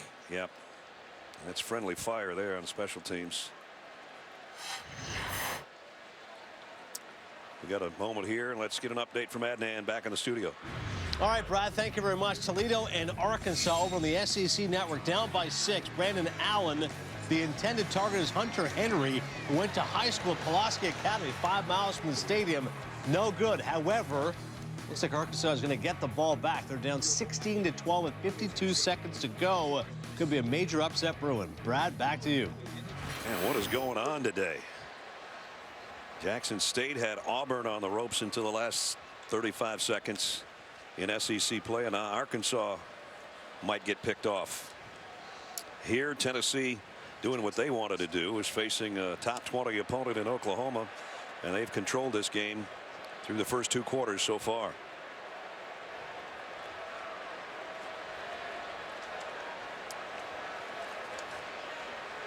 So again, injury on the special teams. And Kurt Maggitt, I guess that's maybe good to see that we think he hyperextended his knee earlier in the ball game, and he's trying to work it out right now. Coming into this one, both teams were trying to find out, Todd, what they were made out of a little bit, I think. So far, I can see why the Tennessee fans are fired up, because they look really good. Well, and I think the reason they're really fired up is they watched this defense give up over 400 yards passing offense a week ago to Bowling Green. Right. And so far tonight, they have really handled a very explosive and powerful Oklahoma offense. You know, we talk about it all the time. There's hidden yards in football games that really don't show up on the stat sheet, but the field position has been remarkable for the Volunteers. Yeah, and they didn't take advantage of it early, but now they have. They've used that to their advantage. They've got the lead, a 2-touchdown lead, and a big part of that has been their advantage in field position. I think their kicking game has been you know, more superior here in the first half as well. Well, in his 3rd year, Butch Jones has got this city fired up, and this nation, this Vol Nation fired up, and certainly tonight they came out 103,000 strong, and they've been happy with what they've seen here in the first half. Again, our concern now is with the injured Oklahoma player, Rodney Anderson, a backup running back, and I think they're bringing out the air cast. So that would indicate not good. Rodney is out of Katy, Texas. Now this is where, when you see also, you know, you compete and you go against each other, and but when something like this happens, you see everybody come together. Yep. You know, both teams, both training staffs, both medical staffs, and you hate to see this. Coming up, we'll have the Buick halftime report. Adnan was talking about it, and I mentioned it too. Auburn squeaks by Jacksonville State. Arkansas, and a shocker. The Irish had to come back in the final minute to win their game over Virginia. Those just a few of the stories those guys will have, and other scores and highlights from around the 2nd week of college football. I wonder how many people right now are looking at this score that may not be watching the game and just looking at the score and go, there's a shocker in Knoxville. I don't think anybody expected a 2-touchdown lead for Tennessee. And the Volunteer fans giving a big round of applause to Rodney Anderson as he's going to be heading to the locker room. That's an amazing thing. 2 teams, 2 programs that are so, I guess, drenched in tradition. And we've been here since Thursday. Yep. We've got a whole bunch of Sooner fans in our hotel, and they were telling me last night they've never been around a group of fans that have been nicer to them. So everybody in Crimson and Cream that showed up, and they got a pretty good turnout here. They've been treated pretty well by the folks in Knoxville. That's kind of nice. Well, and you know, there's another team that sometimes fan base comes in here dressed in crimson. They're not so nice. No, they don't like them but much. These guys, you know, they're not used to seeing the first trip to Knoxville for Oklahoma. So they're very cordial, very friendly. Well, Alabama's a little different story. Just a hair different. It's amazing. Last night we were at Litton's Market and Bakery, and Barry and Eric and Kelly were taking care of our entire crew because it's our director's birthday today, Scott Johnson. So we had a birthday party last night. So we're all in there having the greatest burgers in the South. They bring out 3 birthday cakes for Scott. We ate a half of each of them. We took the other 3 back to the hotel. We set the orange one down, the orange cake, in front of the Sooner fans. They thought it was poison. They said we can't eat the orange, but we can eat the red velvet. Right. So they scarfed that up. They could eat that one and the strawberry, and the Tennessee fans ate the orange cake. So the cake's all gone. Here's Dobbs, pressure coming from behind. Josh will keep it and just get about a yard before he goes out of bounds. Matt Diamond and Stephen Parker were given chase.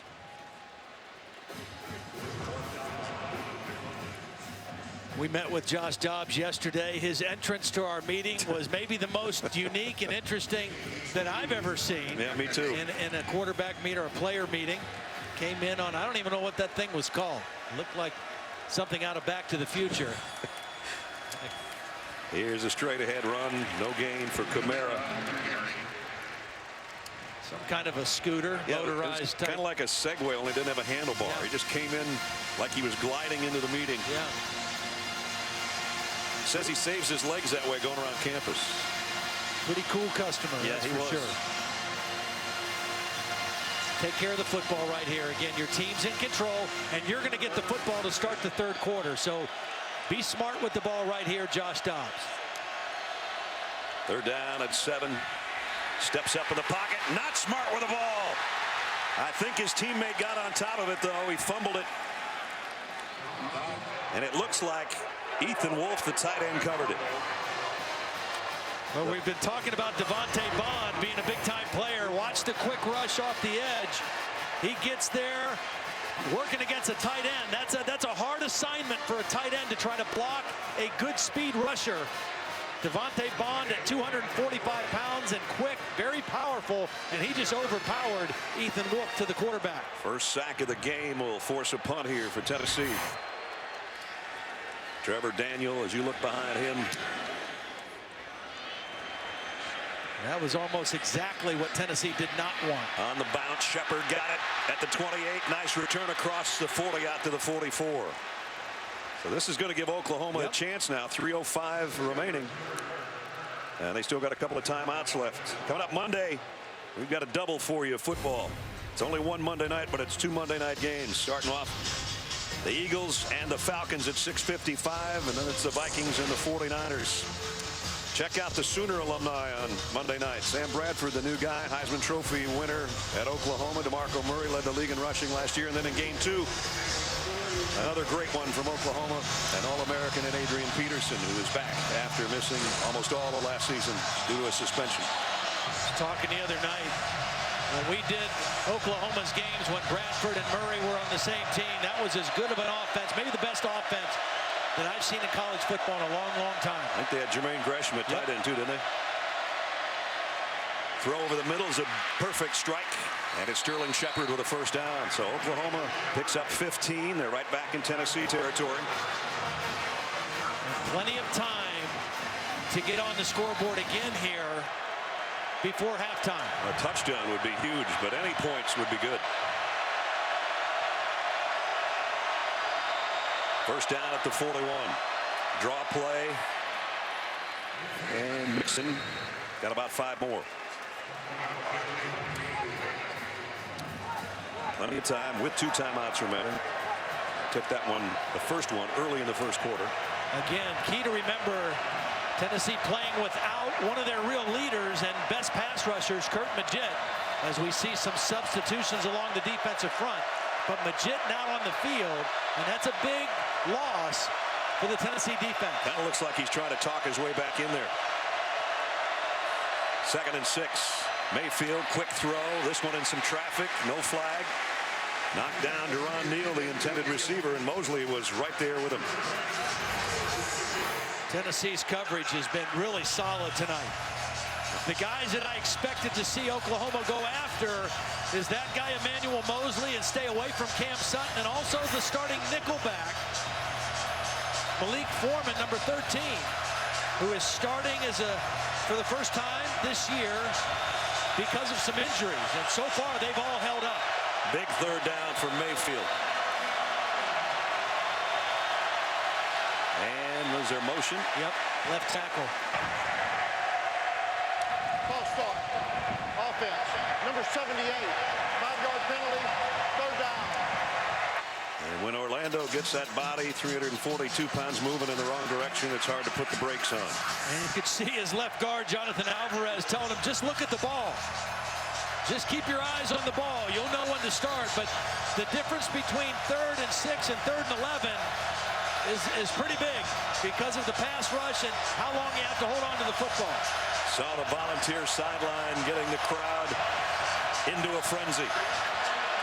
3rd and 11. Mixon got back to penalty yardage, and that's about it. I think Bob might go for it here, though. You get half the yardage back with the run, and now you put yourself in a situation where you can do either one. Would have been about a 53-yard field goal try. Mayfield has done a pretty good job so far eluding pressure when he needs to.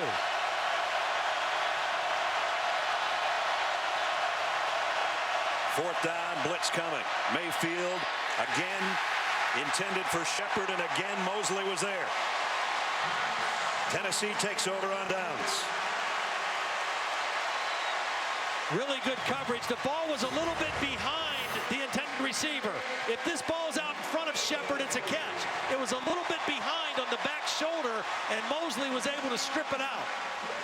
Tell you what, Mosley's growing up in front of us, isn't he? This guy showed up here in January of 2014, only weighed 145 pounds. He's still not huge, but he's put on about 25 pounds, and he has made a couple big-time plays on this drive.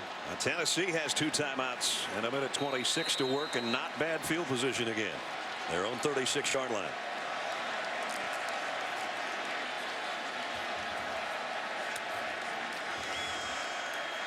Dobbs play action. The rush is coming. He's going the other way. Nice run by Dobbs, a first down run, in fact. And now they've got good enough field position to start thinking about points. Well, you get to this point of the field and you make a first down. Now you can go into your hurry-up offense. Tennessee with 2 timeouts and a minute 15 left on the clock. They're going to call that short of the first down, so it's second down and about a foot. Dobbs almost picked off by Zach Sanchez. It looked like Josh Malone never saw the football. He never even made a play to the ball. Not sure he knew that the pass was coming to him, or if he just didn't pick the ball up. Now, because they spotted that short of the first down on that run by Dobbs, that changes the complexion of this play a little bit. They got to get the third down before they worry about anything else. Yeah, you can see it's about 2 feet on third down. Run it here. Clock will stop if they move the chains. That they do. And Hurd got the first down and then some. It's the one advantage of college football. The clock stops as they spot the ball and move the chains. You don't have to waste a timeout here. Get lined up, get your next play called, and you're ready to snap it when the referees blow it ready for play. And they've got it at the 48-yard line. And now the clock is starting to tick. They're wasting some time here. Pig Howard in motion. Play fake, pressure. That's the last thing you want to happen. A sack, Devontae Bond. The second sack of the ball game. Yeah, just a lot of action in the backfield. Jordan Wade, number 93, actually is going to be the guy that disrupts the play. From inside, and then Bond comes from the outside. Too much faking, too much action. That play took too long to develop, and Wade and Bond made him pay for it. And now I think Tennessee is just going to say a 2-touchdown lead at halftime is not bad. 2-touchdown lead, and we get the ball to start the third quarter. So let's go in, regroup, and draw up our second half strategy. We told you about Butch Jones leading after a first quarter being 43-7. He's 13-1 when he's up at half. He's got a nice halftime lead in front of a huge crowd at home. Tennessee in front as we send it back to the studio for the Buick halftime report. All right, thank you. All right, thank you very much, Brad. It is indeed the Buick halftime report. Let's kick it off first alongside Danny Cannell and Joey Galloway with what's happening with Notre Dame taking on Virginia. And in the third quarter action, Malik Zaire, who was electrifying a week ago, Danny, goes down on a heap. The news is not good. Broken ankle. He's done for the year. No, you feel so bad for him. Notre Dame had the great Week 1 performance. Malik Zaire, again, looked pretty sharp with the football. It's going to be a really costly loss for the Irish. No doubt about that. As far as the game itself, late in the fourth, it'll be Albert Reed rushing in for the touchdown. Virginia took the lead, Joey. And at this point, it felt like Virginia was going to put this game away. Malik Zaire out. Didn't think Notre Dame could pull it off. And so Kaiser is in for Zaire. Deshaun Kaiser to Fuller, another over-the-shoulder catch for the touchdown, and Notre Dame takes the lead. Kaiser Sose, he's no usual suspect, though, Adnan. This guy stepped right in there and played so clutch.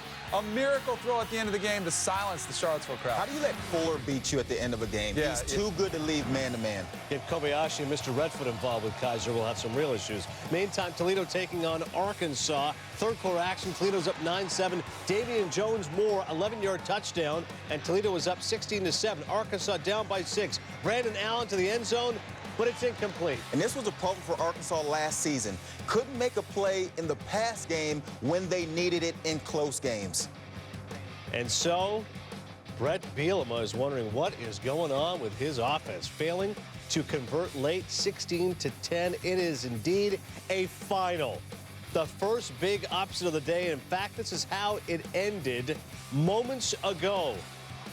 On the SEC Network with 1 second left on the clock, this was Allen scrambling, had time, but could not find an open receiver. And so Toledo with a huge victory for that program, 16-10. Once again, is the final. Allen, 412 yards in defeat for the Razorbacks. Tons of offense, but unfortunately could not score enough points for them. So, Danny, as we kind of sift through the wreckage of this Arkansas defeat, what's the biggest takeaway for you? I look at it, Joey, what does every coach tell you to do during the week? What do you worry about? Focus on the team that you are playing that week. Do not look ahead. Do not look past anybody on your schedule. Brett Bielema is out there crying about Ohio State's schedule, pumping up, saying how tough our schedule is. Worry about 1 week at a time. You haven't even entered into the toughest part of your schedule. You're looking forward. It isn't contagious. The team starts looking forward. They didn't take care of business today because they were looking up ahead. Brandon Allen threw the ball 53 times. We're talking Brett Bielema. We're talking Arkansas. We're talking ground and pound, we're right? talking big offensive linemen, big fullbacks, big tight ends. It is rare and interesting to see Brandon Allen throw it 53 times. That's not Arkansas football. Toledo 0-14 all-time versus AP-ranked opponents away from home. An absolutely huge win for them. And you wonder what happens now to Arkansas. Many thought they could be a team that would upset the apple cart a little bit in the SEC. Terrible loss for them. Still to come here in the Buick Halftime Report. Lots more as we'll recap what has been a very exciting Saturday. Come on back. This halftime report is presented by Buick, proud partner of the NCAA. Welcome back to the Buick Halftime Report. Oklahoma and Tennessee. Josh Dobbs to Josh Malone. Right now, Tennessee has the lead versus the Sooners 17-3. Our Holly Rowe catching up with Butch Jones. Coach, what dimension does it give your offense that you have Josh Dobbs back there who is so mobile? Well, he can extend plays, and obviously it helps. And then with the two running backs. But again, I think we capitalize on field position, but now we have to regroup. We get the ball to start the second half. Kurt Magid, kind of the heart and soul of your defense, has gone out to the locker room with an injury. What do you know about his status? Well, it was a hip, so we'll see a little bit more coming out. If he can't play, how does that affect your defense? Well, we just have to play with some more youngsters. We're pretty used to that around here. Thanks, Coach. Thank you. More highlights for you alongside Danny Cannell and Joey Galloway. Auburn taking on Jacksonville State on Saturday. Fourth quarter, Auburn's down by 7. It's Hamish McKinnis shanking the punt, goes only 17 yards. Yeah, you can't make these kind of mistakes if you're Jacksonville State. You're in this game. You got to do the little things. So Jeremy Johnson finding Melvin Ray. Nice catch in the end zone. Huge catch in the back of the end zone. Jeremy Johnson struggled tremendously this afternoon, as he did in week 1, but came up with a big play. But it was all Peyton Barber in overtime. Had over 100 yards on the day. Took over this Auburn offense when they needed him most. Peyton Barber just take a little off the sides. Last chance for Jacksonville State. Eli Jenkins, the book of Eli. Desperation pass. Josh Barge makes the catch, but out of bounds. Yeah, and it was the play before this play on the 3rd down when Jacksonville State took a sack. Lost about 13 yards and sets it up from the 20. Hard to make that play. Jeremy Johnson struggled, Danny. What happened? Yeah, here he is. He's going to roll out to his right. This should be a fairly easy throw to make. He's got his tight end coming across. There's plenty of room to work with. Just a poor throw. Throws it right behind him. He struggled reading the defense all day. Looked to me like he was predetermining where he was going the football. You can see he's already ready to cut it loose. Even though both guys are covered, he's got his back coming onto the backfield for an easy outlet. You get a completion, you move on to live another day. Instead, he throws it right to the linebacker. You're absolutely right. When you watch him play, it looks like he's picked his receiver out before the play happens, and he's going to throw it there no matter what. Had Jason Smith open, it was 3rd and 3. Take the easy throw, take what the defense gives you, and get a first down.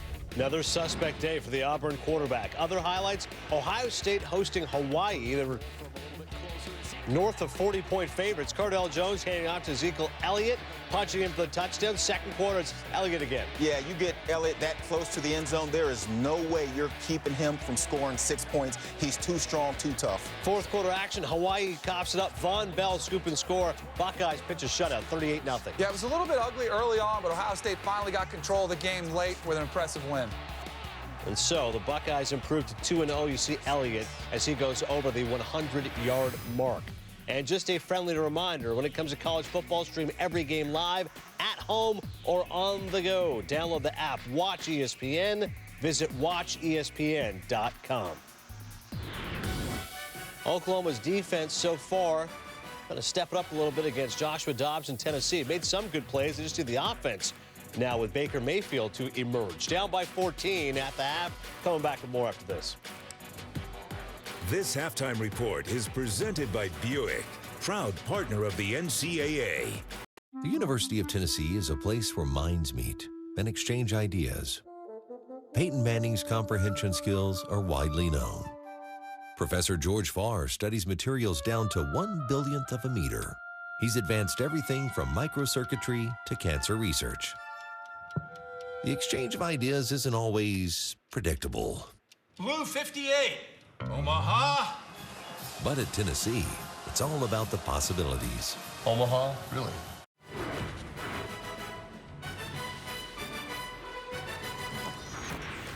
Dalvin Cook had himself a day. 266 rushing yards, Joey Galloway. Second most in a single game in school history. Been so much talk about Nick Chubb, about Elliott at Ohio State, about Fournette at LSU. Dalvin Cook today made his statement that he should be in that conversation of the best running backs in the country.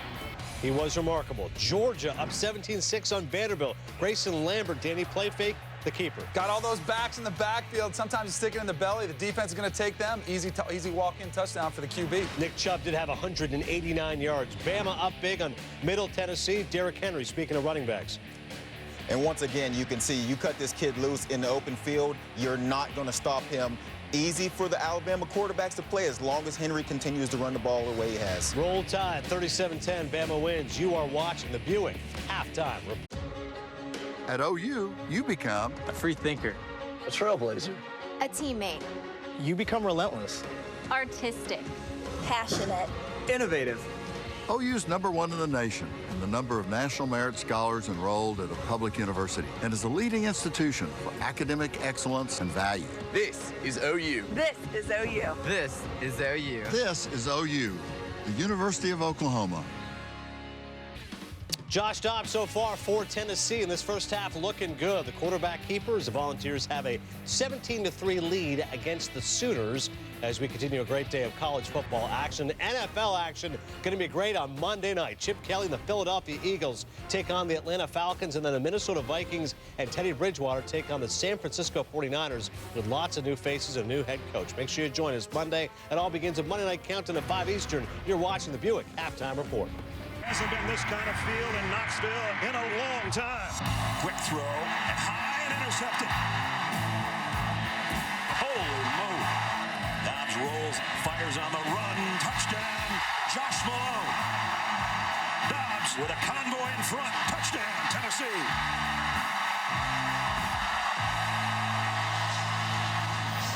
And we welcome you back to ESPN's College Football Primetime, presented by Hilton. Halftime, and the hometown team out in front by 2 touchdowns. It's Tennessee 17 and OU 3. Welcome back, everybody, to Neyland Stadium. Brad Nessler and Ty Blackledge. You know it's a big game when they make caps like this. Oklahoma Touchdown Club gave me this last night. They weren't expecting their team to be down 2 touchdowns, and I'll be honest, I didn't think I was going to look at you in halftime and say, what do the Sooners got to do to get back in the game? Well, they've got to be more efficient on offense. You know, they're going to be better in their kicking game and more efficient on offense. They were 1 for 8 on 3rd downs, but the problem was their average yards needed on 3rd down was 9 yards or more. So they've got to do a better job on early downs, give themselves a better chance on 3rd down, and sustain the football. I think they showed some signs of that in the 2nd quarter, but they've got to get off to a great start here in the 3rd quarter. Moments ago, Holly had a chance to talk to Bob Stoops. Let's see what he has to say. Coach, what do you want to see your offense do to be more efficient on 3rd down? Yeah, you know, execute. We've had some guys open and missed them. A couple competitive catches we weren't able to make. Give them credit. They covered us well. You know, we played the whole half in a hole. We were backed up through kicking mistakes, not fielding the ball, penalties. And offense, they had the ball around the 50 or better the whole half. So we got to do a better job there as well. Thanks, Coach. Boy, that's a mouthful. Field position has killed them all night. Yeah. Their quarterback's still smiling. He's quite a character.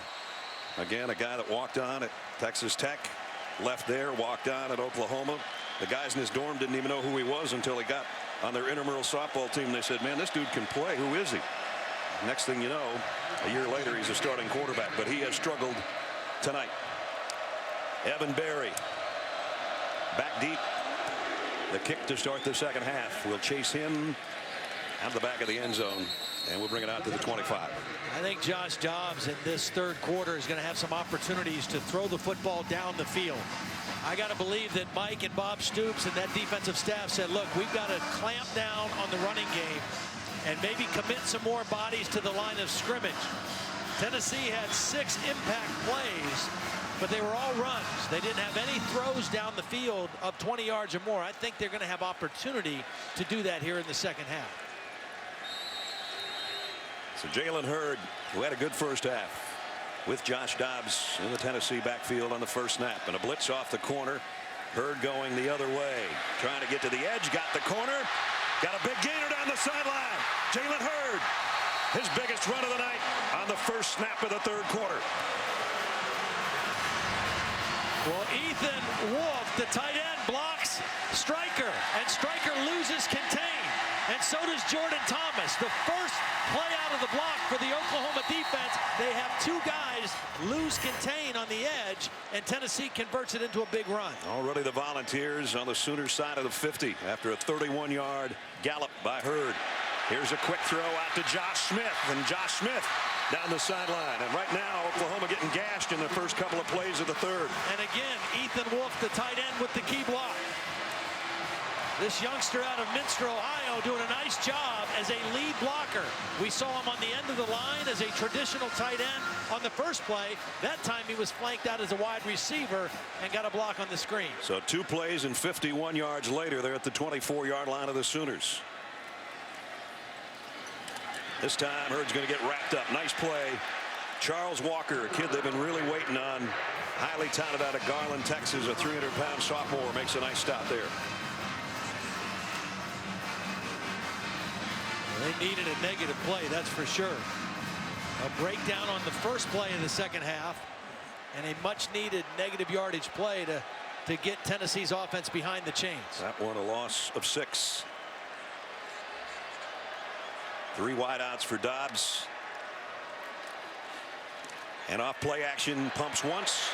Now throws on the run and skips off the hands of Alex Ellis. Had he been able to corral it, it would have been a touchdown. Well, he had Ellis right away, but he didn't throw it. It was a pop pass, and Ellis is going to slip behind the defense right away. See, he's open right now, but he doesn't get the ball. And on the 2nd attempt, Ellis can't make the catch. Devontae Bond was kind of in his line of sight the first time, and then still the pass was nearly completed. 3rd down and 16. So after 2 great plays offensively, that loss of yardage by Walker forces a 3rd and long.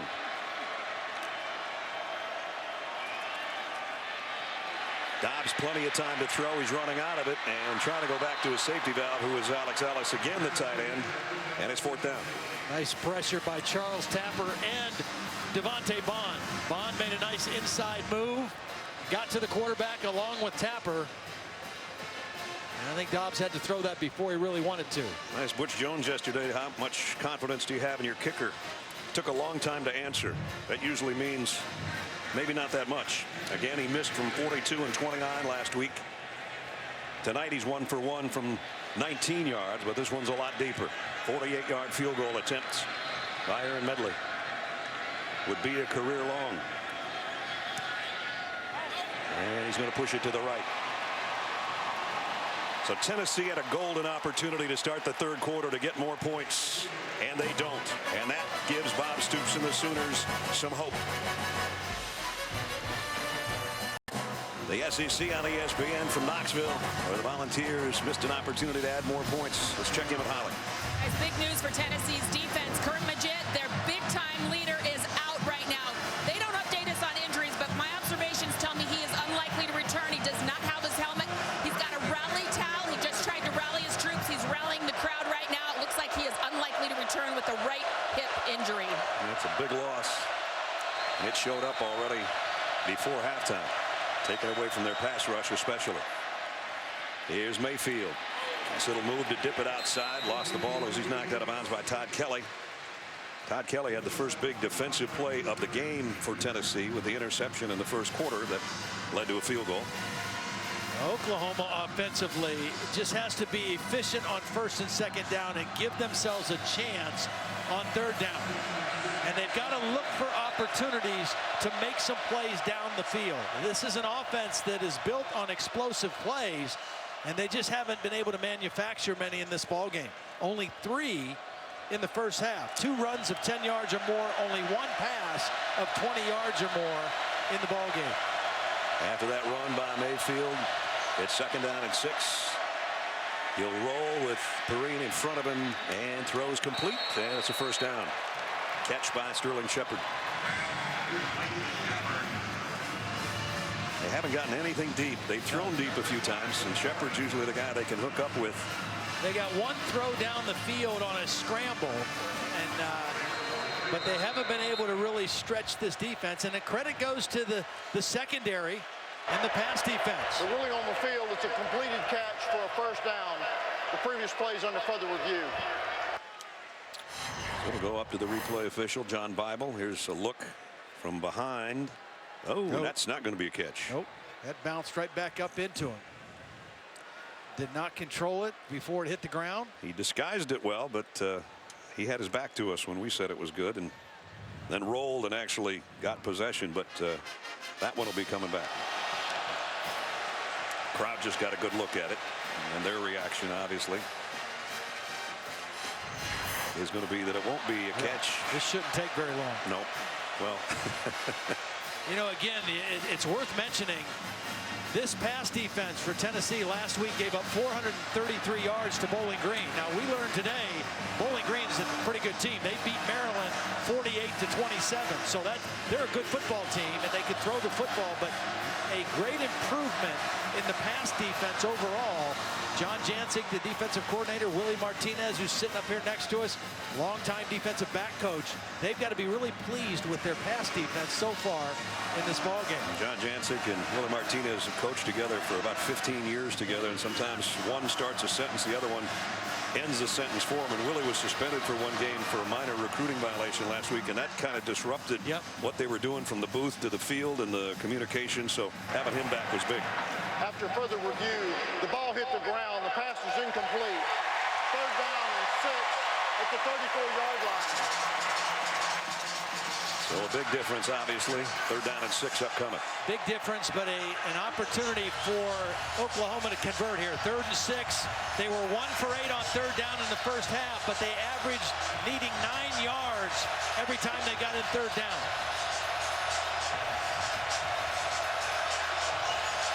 There's the backup quarterback, Trevor Knight. There's the current quarterback, Baker Mayfield. Big play here early in the 3rd. Empty backfield. Mayfield flushed out of the pocket. He's not going to make it out of the pocket. Oh, he got away, but tripped up anyway. Barnett had a hold of him. And he finally goes down in his 4th down. Well, he had pretty decent protection. Orlando Brown does a decent job on Barnett and is working him around the pocket, but Mayfield nowhere to throw the football early. And as he tried to flush out, Barnett's speed got him from the backside. Cameron Sutton's been bottled up by the punt coverage of Oklahoma so far tonight. He's not going to have a chance to return this either. Has to get out of the way as it rolls down around the 25-yard line. So Tennessee will have it on offense again with a 2-touchdown lead as we give you tonight's Aflac trivia question. Who are the only 2 FBS teams to never have 8 or more losses in a season? Think that one over. We'll let you know a little bit later. I'm assuming one of them is one of the teams we have here tonight. That's just a guess. Yeah. We've talked about the crowd and the noise a lot tonight. Prior to this, Oklahoma played against Texas in the Cotton Bowl one time. 96,000. The largest true road game at Ohio State in 1977. 88,000. Over 100 here tonight. And a loss by Dobbs on the play, and it was Stephen Parker again coming around the corner and Charles Walker from the inside. See, again, I think that Oklahoma is going to try to squeeze down on Josh Dobbs, and they're going to leave some opportunities to throw the football down the field. That guy doesn't want to give you the time to throw, though. 19. Tight end Ethan Wolf in motion. They're going to lob it out there on a wide-out screen. Not much of a gain for Josh Smith. I beg your pardon, Juwan Jennings. Nice play by Jordan Wade, the defensive tackle, reading that screen and moving from inside to out, right down the line to stop that for a relatively short gain.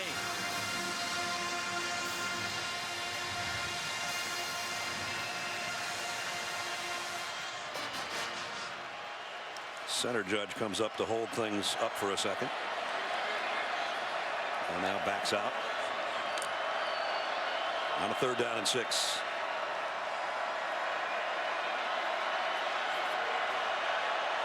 Play clock at 3. Dobbs throws, completes. 1st down throw. Marquez North, finally, number 8 gets a hand on a ball. That's his first catch. Well, he's a big target, and when he's healthy, he's a big-time player for Tennessee. Had labrum surgery last November, came back from that, then missed some time in camp this summer with a knee injury. And his first catch of the season. Both backs are in there, Kamara and Jalen Hurd. And now whistles. And the play's blown dead. False start.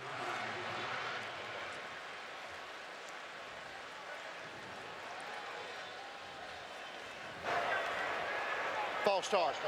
Offense, number 3. 5-yard penalty, 1st down. Josh Malone, the wide receiver. He'll come out. They'll back it up 5 yards. Back to the 33-yard line. Again, almost motioned by Hurd, trying to get set in the backfield. And right now, Tennessee's offense just looks a little disoriented or something.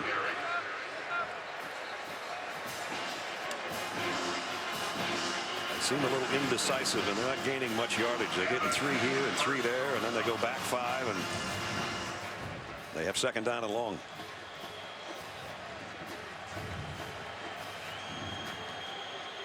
Good screen down here if you're Tennessee. Pressure coming. Dobbs got away from one man and had to throw it in the dirt, intended for Quez North again. Zach Sanchez was the guy applying the pressure. I think they were going to try to set up a screen to Hurd, but the corner blitz really rushed the play, and they didn't have any chance to let it develop. Zach Sanchez, all Big 12 a year ago. Now you look at Mike DeBoer, the offensive coordinator.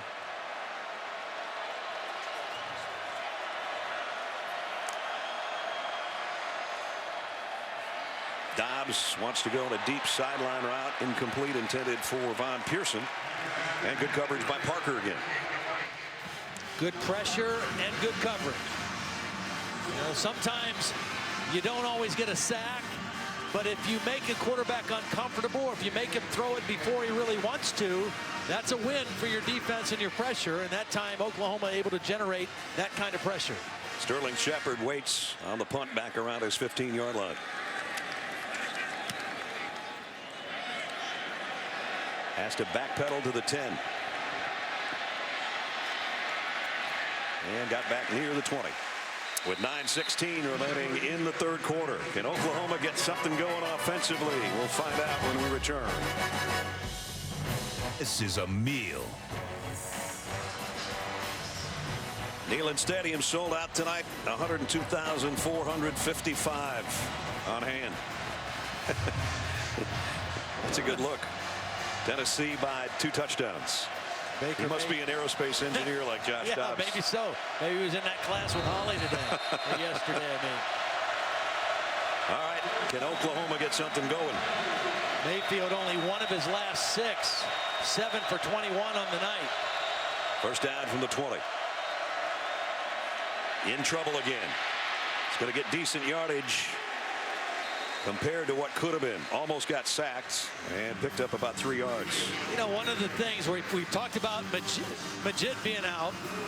One of the guys we didn't mention that's not playing tonight, and Tennessee was concerned. Danny O'Brien, their starting defensive tackle, suspended for this game and indefinitely suspended. A starter on the inside, and they're playing a lot of young players, a couple true freshmen that are rotating in there, and so far holding their own quite well.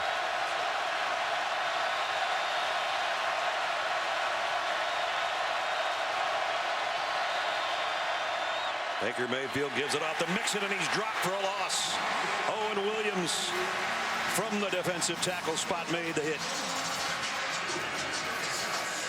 Well, right on cue. He's not a young guy. He's a 5th-year senior, but playing more in this ball game than he might have had O'Brien been in the lineup. I think they're calling for a chop block as well. Yeah.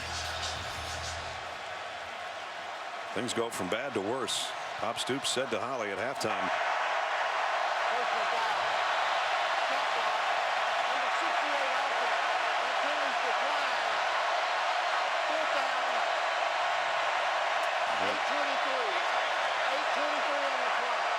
said too many penalties, untimely, bad field position. It all adds up to where they are right now again. 5th time they've had 3rd down and 10 or longer. Last week Bowling Green got a lot, but as Todd said, maybe they're a pretty good team. Tonight the number 19 team in the country is not giving them any trouble so far.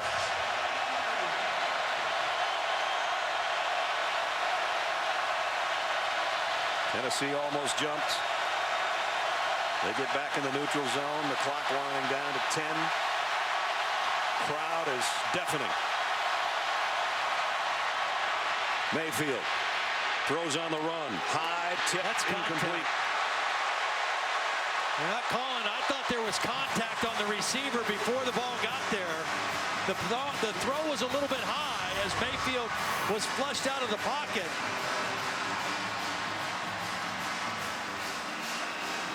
Yeah, I'm with you. There was body contact before the ball was there. That should have been pass interference on Cam Sutton. Tennessee got away with one there. So Ledge, the Sooners are 1 for 10 on 3rd down. That's not going to win it. And again, it's the yardage needed. It has been what's killing them.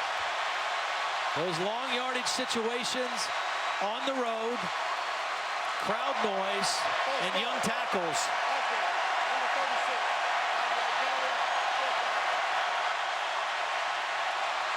And now the crowd in a frenzy as they're going to be punting from their own goal line again.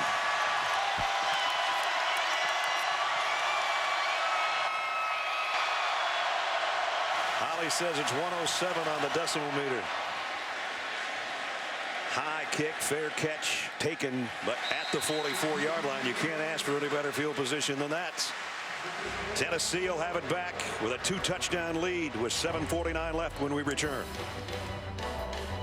Time to answer our Aflac trivia question. We asked you who are the only 2 FBS teams to never have 8 losses or more in a season. I kind of guessed maybe one of these teams would be one. Tennessee and Ohio State. Smokey's going, do I really have to wear this? And by the way, I smell a raccoon. Do dogs get embarrassed? I don't know. If they do, I'm sure he was embarrassed. Again, good field position for Tennessee. Throw, back shoulder, a miss intended for Marquez North. And Jordan Thomas had the coverage over there. So far in the second half, the Oklahoma defense has locked it down pretty good. Neither one of these offenses are exactly tearing it up. Tennessee 222 yards of total offense. Oklahoma only 160. Here's Kamara trying to sweep the right side, and he's going to be dropped right about at the line of scrimmage by Dominic Alexander. Alexander led that club in tackles a year ago and also led them with 12 in the 34-10 win over Tennessee in Norman. 3rd down and 9. Josh Dobbs is only 3 of his last 10 in the air. And 3 of 11. Again, another screen pass that was either ill-designed or Oklahoma was waiting for it. One of the 2. Well, and you called it a little bit earlier. They look out of sync offensively. They don't look as smooth as they did earlier in the ball game. And part of that is due to the Oklahoma defense, no question. Trevor Daniel to kick. Sterling Shepard. Special teams play would help the cause if Shepard could get a decent return, but he's got to call fair catch again back at the 11-yard line. 17-3 here. Let's see what else is going on as we check in with Adnan Virk. Brad, thank you very much. PNC Saturday Insight. Oregon taking on Michigan State. After the Ducks scored, Connor Cook responds to Josiah Price. 3 plays, 75 yards. It's over on ABC. 7-all right now, midway through the first. Brad, back to you. All right, Adnan, thanks. Oklahoma, again, terrible field position just outside their own 10. They've been held without a first down on half their possessions. They're 1 for 10 or 1 for 11 on 3rd downs. They don't want to get to 3rd down. Get something done on 1st and 2nd.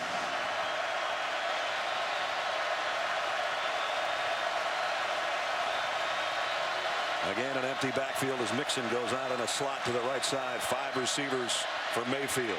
Going to try to go deep again and again. Mixon, the intended receiver, and a flag down in the backfield. Well, we're still in the 3rd quarter. And you hate early in the year to start into a quarterback situation, but you got to ask the question if Lincoln Riley and Bob Stoops are thinking at all of Trevor Knight. Offense, number 56, penalties decline, 2nd down. And the only reason I think it makes any sense is because of his ability to run as a quarterback, because they're having trouble sustaining drives and making any kind of big plays. His ability as a runner might be worth considering. I don't know that you do it right now. Trevor Knight did beat this team in Norman a year ago and threw for over 300 yards in that ball game. And also rushed for 1. Straight up the middle. P. Ryan's not going to get back to the line of scrimmage. Again, Derek Barnett showing why he was so special a year ago, and he's just getting better. Freshman All-American last season. Well, you see the maturity in a player who, as a freshman, loves to rush the passer and gets great numbers with that, but then having the discipline to play the run as well. Nice job on the handoff that time, and another 3rd down and long for Oklahoma. As we said, and you just saw, they've only picked up 1 3rd down all night. You got to be careful on this spot on the field as well. Mayfield, look out. Got away from 1 and 2 and tripped up. he got to about the 12-yard line. Jalen Reeves-Maben got him in the ankles, and they'll have to punt again. Tennessee's defense has been able to one-dimensionalize Oklahoma's offense. I mean, the running game has not been much of a threat. And so they've been able to get them into a lot of third and long situations that pressure the quarterback, and their coverage has been sound in the back end of the defense. Siebert, another nice kick. Sutton takes it around the 41-yard line. With 5:36 remaining in the third quarter, we're still stuck on 17-3 Tennessee, and the Volunteers good field position again when we come back. Coming up when we're done, Leonard Fournette and LSU ranked 14th. SEC showdown with Dak Prescott and number 25 Mississippi State in Starkville, 9:15 tonight. We showed you what Dak Prescott did a year ago in the matchup. Leonard Fournette, freshman record for LSU last year, one of the great running backs, and there's a bunch of them in the SEC. And you wonder, you hear coaches, and we talked about the improvement from game 1 to game 2. Mississippi State played last week. LSU's game was canceled, so this is their first game, and it's in a hostile environment on the road in Starkville. I would say in the first half of this game, Tennessee made a major improvement, and defensively that's continued, but their offense has been a little stagnant as Josh Dobbs takes the carry and picked up close to 5.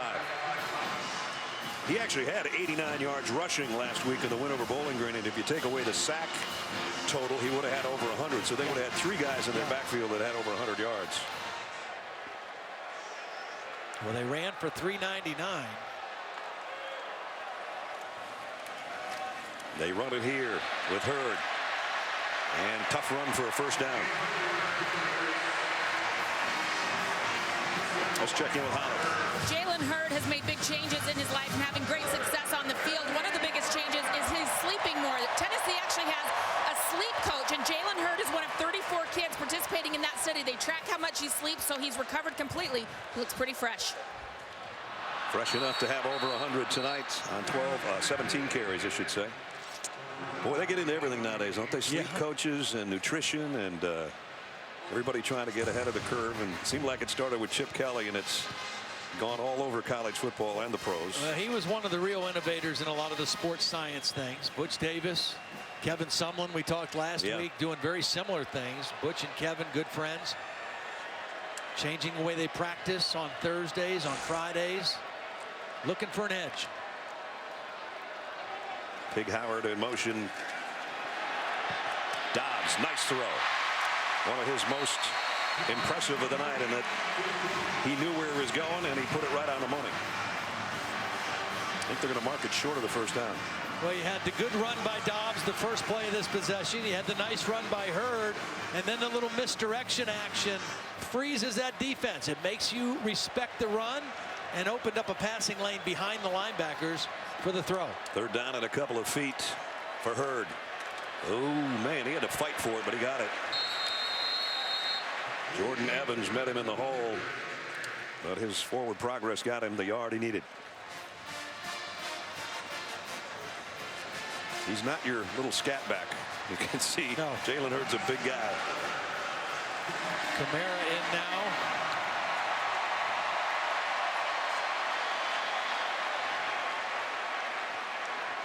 On a first down for Tennessee at the 37 of Oklahoma. Clock winding down to the 4-minute mark remaining in the third. Whoops, your knee is down, Von Pearson. Loss of a couple.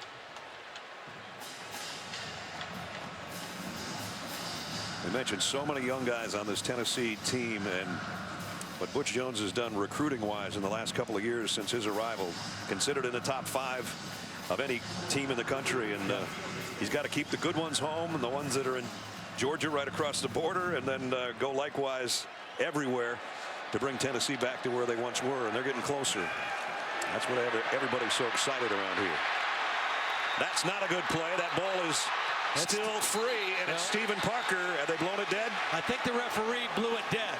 I think he blew it dead. Good job by Oklahoma staying with the play. His forward progress prior to the ball coming out. Third down. Forward progress is always a difficult call.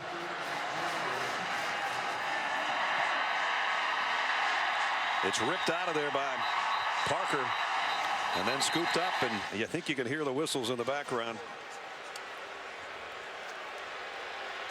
Ball's coming out right there. His knees weren't down yet. Bill LeMonnier's our man in the booth.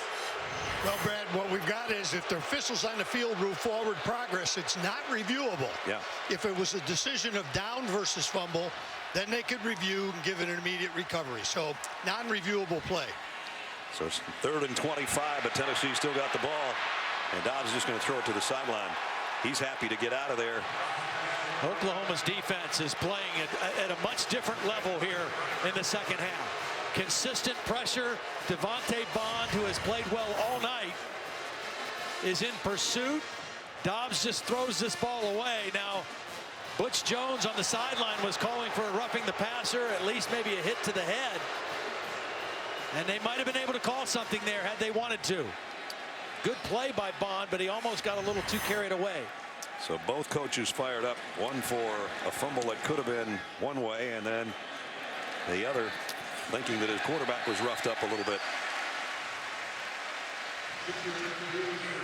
Tennessee defensively tonight, they've been very, very good. Well, they have been extremely good, and they've rushed the passer from the outside, and they've stopped the running game. Oklahoma so far in the ball game only 162 yards of total offense. They have stuffed the run. They've played with good technique, and they've forced a lot of 3rd down and long situations. So defensively, Tennessee, a much different looking football team than they were a week ago against Bowling Green on this same field. Baker Mayfield still at quarterback.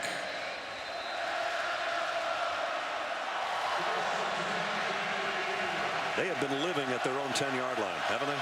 It just feels that way. It feels like they're playing uphill the whole game. Mayfield got it complete to Mixon. There was a lot of traffic there, and he tucked it in there, and Mixon made something out of that, picked up about 8. Somebody needs to make a play down the field for Oklahoma. I know Mayfield doesn't have a lot of time to throw the football, but somebody, whether it's Sterling Shepard, whether it's D.D. Westbrook, somebody needs to make a big play, a catch, make a guy miss, a big play down the field to get some chunk yardage for this offense.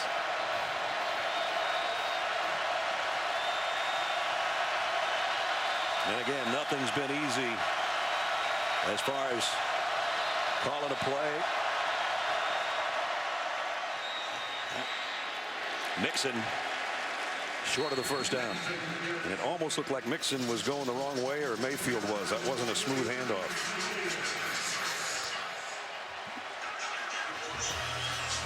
Third down and 1. You look out there right now, and we've talked about some of these young defensive linemen. Khalil McKenzie in right now, number 1. When's the last time you saw a defensive tackle wearing number 1? One of those 5-star recruits. Makes him look thinner than 344. Tennessee brings everybody up close. P. Ryan's going to get the first down. He ran right where the extra bodies were coming, so give some credit to the offensive front of Oklahoma to dig in, dig deep, and pick up the first down of the second half for Oklahoma. And it comes with a minute to go in the third. We mentioned some of the guys this Tennessee defense is missing in their defensive front. In the secondary, they lost their starting nickelback, Rashawn Golden, to a broken foot. A couple weeks before the season started, he was a key loss because he was a very versatile defender for them. And Devon Crawford, his career ended in the offseason due to injury.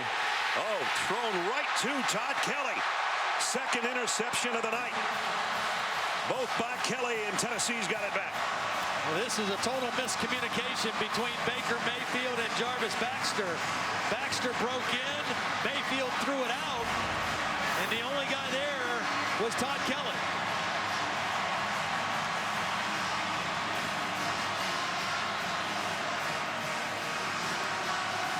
What a night for Todd Kelly Jr., whose daddy is a former ball, and Mayfield's thinking things can't get any worse.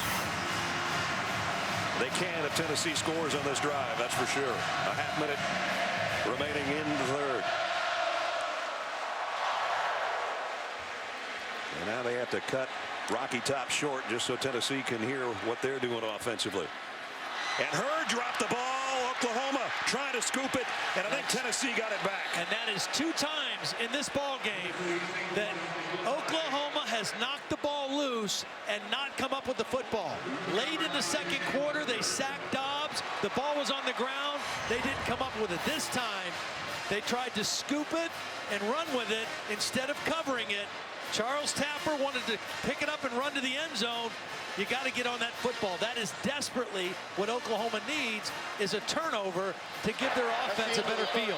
How about Jalen Hurd, the guy that fumbled it, staying with it to recover the fumble and keep it in the Volunteers' hands as we played 3.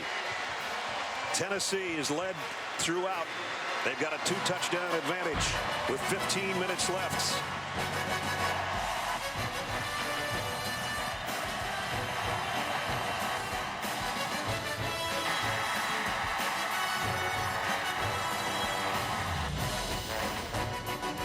Turnover so big in a game like this. Tennessee 2 interceptions. Oklahoma's had 2 chances to turn the ball over. This was in the second quarter. They couldn't come up with it. Then moments ago, ball on the ground again. Oklahoma not able to secure the recovery, and 2 huge opportunities that have gone by the wayside for the Oklahoma defense. So as we start the fourth quarter, Tennessee up 17-3. The ball at the 41-yard line. Couple-yard pickup for Dobbs on the inside. When your offense is struggling the way Oklahoma's has struggled all night, your defense gets an opportunity to change the momentum of the game and maybe change field position with a turnover. You got to take advantage of it, and they've not been able to do that. 2 critical mistakes by the Oklahoma defense.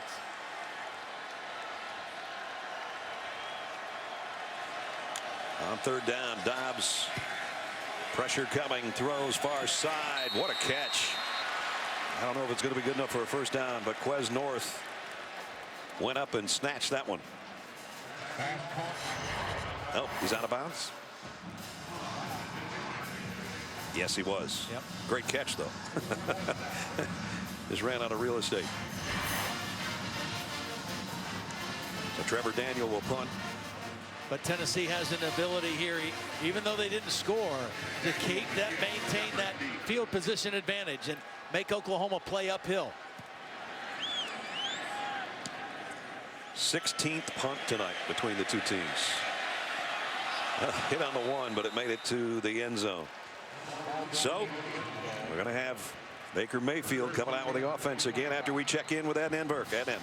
Thank you very much, Brad. I want to update you on what's happening with Texas and Rice. Of course, the Longhorns looked dreadful a week ago against Notre Dame. And check out Deshae Johnson. After fielding it, has that wonderful spin, and then he is going to be off to the races. The Longhorns relying on some special teams to make a special play right now. We'll keep it posted. It is all Longhorns, 21-0. Brad? All right, and then it's been a tough night for Baker Mayfield. 8 out of 22, 84 yards, and 2 picks by Todd Kelly Jr. This is some of their best field position. Todd, they're at the 20. Yeah. All 3 wideouts to the top. They'll keep it on the ground with Mixon.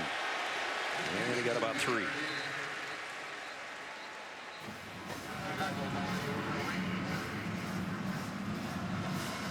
And Oklahoma wants to go as quickly as they can.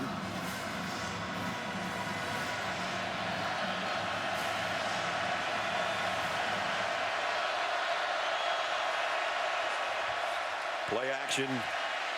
Mayfield was looking down the middle, and now he's got to scramble and gets tagged out of bounds. I think he's leaving the pocket some before he needs to. He made the fake. He had protection. He looked downfield for an instant, and then he took off. And Reeves-Maben let him have it on the sideline.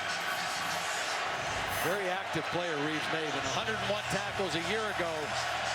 Leading tackler last week against Bowling Green, and after it again tonight. 13 yards of third down passing. And they need 8 more right here just to keep a drive going. And they don't get it. Incomplete. Oh, flag. First time they've targeted Mark Andrews, the tight end. And they're going to get an interference call on Colton Jumper, it looks like.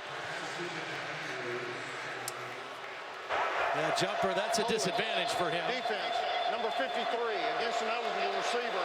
10-yard penalty from the previous spot. Automatic, first down. That's not just a tight end working on a linebacker. That's a guy with wide receiver skills. Yep. You called for him earlier. He hasn't been a factor. He was a factor last week. He can flank out and play wide receiver, and he's big enough to play an online tight end. His high school career through 3 years, he caught 207 passes for 3,674 yards and 48 touchdowns. So he's been used basically as a wide receiver his high school career, now with Oklahoma. But he hasn't been a factor tonight as he was a week ago. Officials timeout to work with the chains.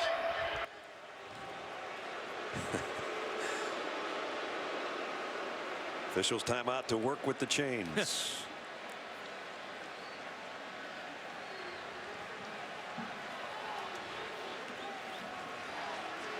I guess we got the change in the right spot.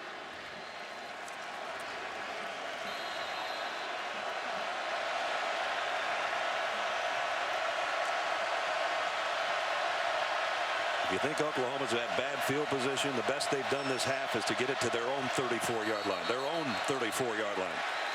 Orlando Brown might have had a false start again. False start. Offense. Number 78. 5-yard penalty. First down. Well, the redshirt freshman, 6'8", 342 pounds. Police set the clock to 13-18. Oh, yeah, he definitely took off early. 13-18. Working against Derek Barnett over on that edge. Well, this young guy is going to be an outstanding player. He had an outstanding summer, and that's really what elevated him to the starting lineup. They didn't expect him to be a starter this year, but he really edged himself in front during summer camp. Mayfield only got about a yard before he's run out by Todd Kelly. And I think we're going to get a hold on Jonathan Alvarez, the left guard. So Oklahoma just can't get out of their own way.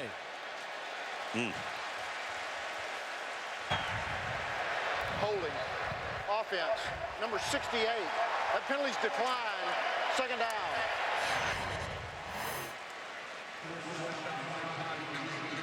Decline. He's working against Barnett in that case, and he's got his jersey and his legs and everything else. Well, we saw a couple really good defensive ends from the SEC last week in Texas A&M, and this guy Barnett's been pretty impressive tonight for Tennessee.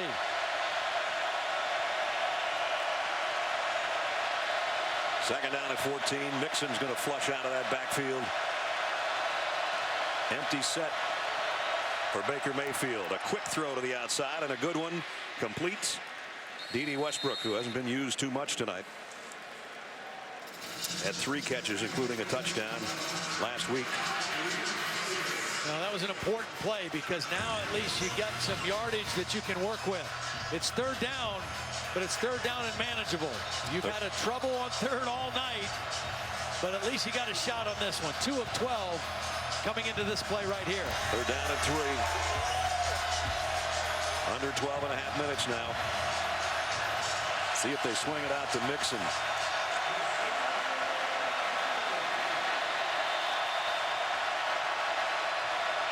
They'll run it with a quarterback. Great fake, but the play's blown dead, and we got a flag, and we might have another false start. False start. Offense. Number 54. 5-yard penalty. Third down. Now, there's really a guy that can just look the snap from the center. He's the right guard. Yeah. Well, and again, I mean, you go from third and short to third and long. Again.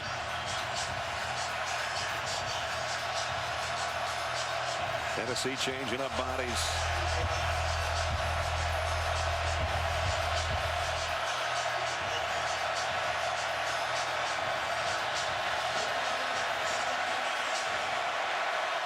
Shepard comes out of the backfield as a wide out to the right. Mayfield running out of time again, scrambling for his life. got away from 3 guys, 4. Throws on the run. It's tipped. Incomplete. Tipped by Jumper. And another flag, this one in the secondary.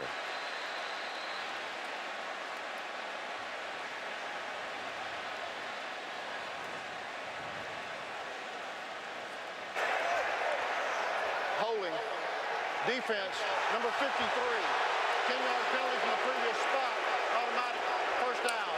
Yeah, they get a first down by penalty. A little bit of a gift there. Well, another penalty on Colton Jumper, the young inside linebacker. When he gets exposed in coverage, he's had a little problem. It's the second time, Todd, this drive that Tennessee's had a penalty on 3rd down to keep it alive for Oklahoma. This is their best field position in the second half. They're at their own 44-yard line.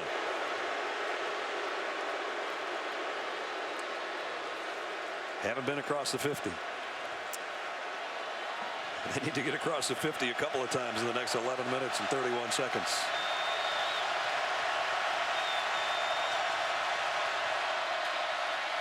Mayfield complete to midfield. Jarvis Baxter took a big shot, but a pickup of 7. Now they are in Tennessee territory. Tennessee defensively, they want to still be aggressive rushing the passer, but they don't want anything to get behind them in the pass game.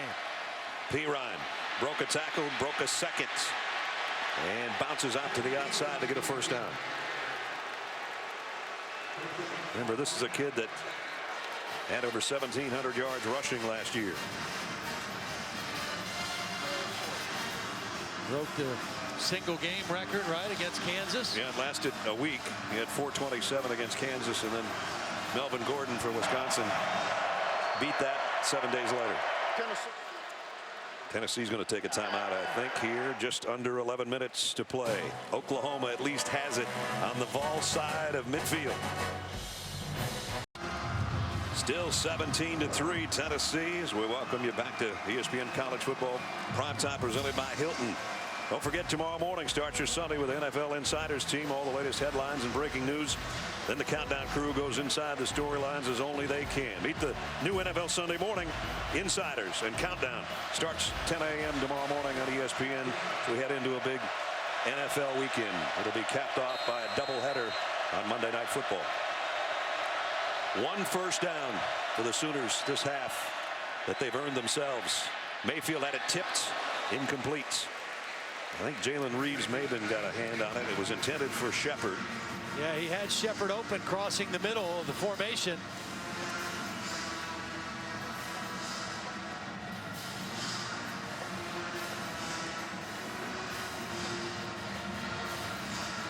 P. Ryan stays in the backfield. The 3 wide out look at the 39. 2nd down and 10.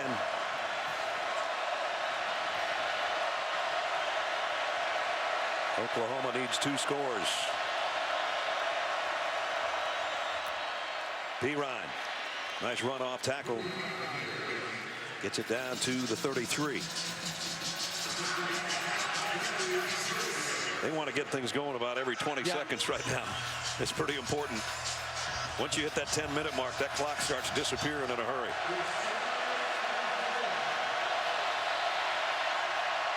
Mayfield across the middle, a little bit behind D.D. Westbrook, but he got it and fights his way down around the 15-yard line. Does a nice job protecting the football as he's fighting for that extra yardage too. Watch him covered up with both hands. He feels defenders coming towards him, and he does a good job of protecting it and keeping his legs moving. For a guy that doesn't even weigh 170 pounds, that was a tough run after catch for him. Down just outside the 15-yard line, first down. Wide receiver screen, and now Duron Neal decides he wants to go the other way. And I guess he made something out of it. That was a long run to pick up 4 yards.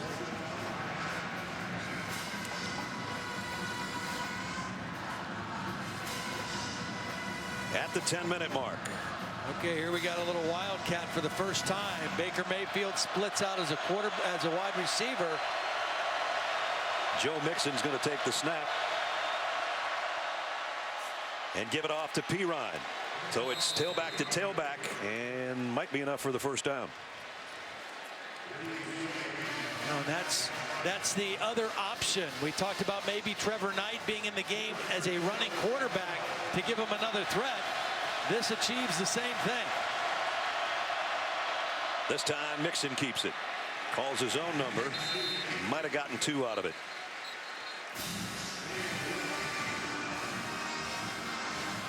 And now Baker Mayfield is going to walk back into the backfield. He'll take the next snap.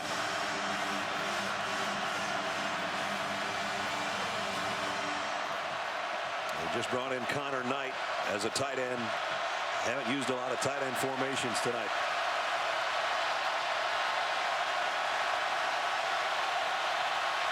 Surprised Oklahoma doesn't have any of their taller receivers in the formation on this play. Using a lot of clock. Pirine. That was a long time to get a 1.5 yards. It's 3rd and goal. Well, it's 2-down territory because they're not going to get another chance down here, you would think.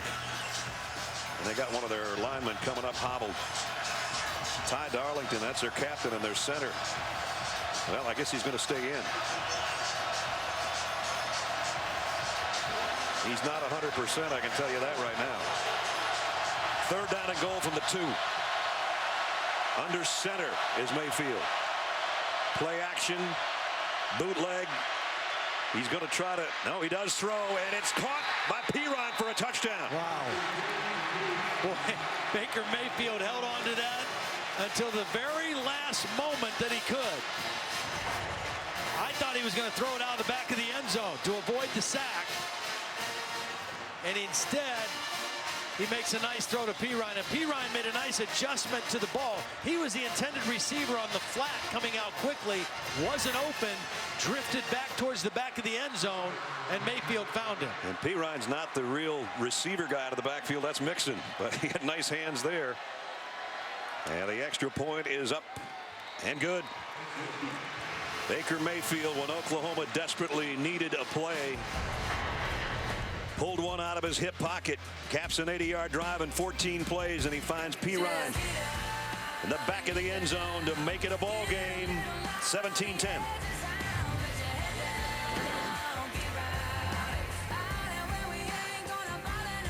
And in part by Cadillac, only those who dare drive the world forward. 17-10 now. Baker Mayfield on that drive was almost perfect. And for the first time in his college career, Samaje Pirine catches a touchdown pass. Well, Oklahoma right back in this football game now, thanks to that touchdown. Their defense has played well here this second half. Nick Hodgson to kick off. Evan Berry about a yard deep. And Berry trying to fight his way to the 20 will be right about there as we check in with Adnan Burke back in the studio. Brad, thank you very much. Kentucky has lost 20 straight SEC road games. Haven't won since 2009 against Georgia. They're taking on South Carolina, though, and Steve Spurrier on 2nd and goal. It's Patrick Tolles who will punch it in. Losing his helmet in the process, but 24-7. Kentucky is there almost at the half on the SEC network. And just a friendly reminder, Leonard Fournette, LSU taking on Mississippi State. That game will start on ESPNU. It'll be over here on ESPN once our game is done. Brad? And thanks. Back in Knoxville with Todd Blackledge and Holly Rowe. From the 20-yard line, Tennessee with just a touchdown lead now as Jalen Hurd has stood up and actually dropped for a loss. Devontae Bond makes another play, number 23. Oklahoma's got a bunch of those edge guys that aren't real big. 6'1", 6 foot, about 225 to 235 pounds, but they make a lot of plays. Unseasonably cool tonight for mid-September in the South. Perfect night for football. It's been a perfect night for the Tennessee fans so far, but now they're bottled up. And they've got a 3rd and long coming up. So some life by the Sooners defense. And Josh Dobbs, I think he made a mistake here, not recognizing the corner blitz and getting out of that play. You know, sometimes when you audible as a quarterback, it's to get into a good play, but it's just as important to get out of a bad play. That time they ran the football right into a corner blitz, and they're actually very lucky that they didn't have a turnover. Mike Stoops hoping his defense can force a 3 and out. Dobbs has only hit 1 of his last 8 passes, and this is 3rd down and 9.5. Blitz coming on the inside, and whistles. Coleman Thomas might have been rocking back and forth at the center spot. We're going to have a false start, I think. Snap infraction on the center, number 55. 5-yard penalty, 3rd down. He was just saying last week how comfortable he is back playing center, which is what he played all the way through high school, and he played tackle last year. 6'5", 300-pounder. He's pretty good at pulling to the outside. That time he pulled the ball up, and it cost him 5 yards. We're under 7 minutes. 3rd down and 15. Got to be careful here if you're Tennessee. Don't want to turn it over deep in your own territory. Dobbs got leveled as he threw. It's complete, but it's way short of the 1st down to Josh Smith. Let's check in with Holly. Well, guys, after that Sooner touchdown was the first real emotion we saw on this Oklahoma sideline. In fact, it was the defense that got the most fired up. Dominique Alexander, the inside linebacker, ran along the entire offensive line and said, I promise you, boys, we'll get the ball back for you. Promise kept. They get another chance now. And you see what Holly's talking about. That Sooner sideline is fired up, and they're hoping to get good field position from Sterling Shepard on the end of this kick. He's got a shot at this one from the 26. Shepard to the outside. Nice return near the 40-yard line. Well, I think the Tennessee defense in the first half controlled the action. I think the Oklahoma defense is asserting itself here in the second half. Oklahoma 6 minutes away from trying to tie this thing up.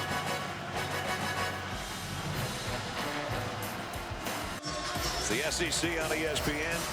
SEC leading the Big 12 17-10, but Oklahoma's got the football back. Don't forget Monday Night Football double dose for you. Eagles and Falcons at 6:55. The Vikings and Niners at 10:15. Starts with Monday Night Countdown at 5 Eastern on ESPN. 2 good games for you on Monday night.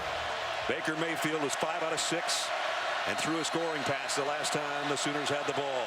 His offense works from the 40-yard line here with 6:06 to play. And he'll keep it.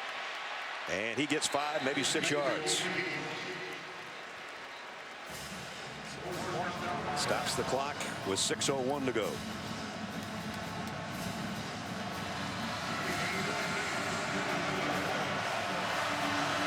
Two interceptions thrown, both to Todd Kelly Jr.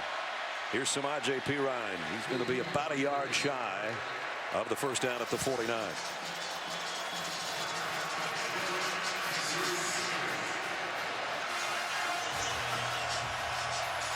And this play's taking a while again.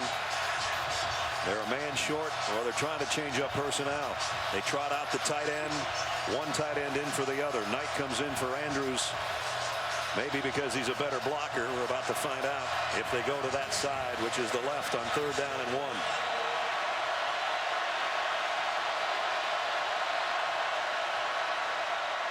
Straight up the middle.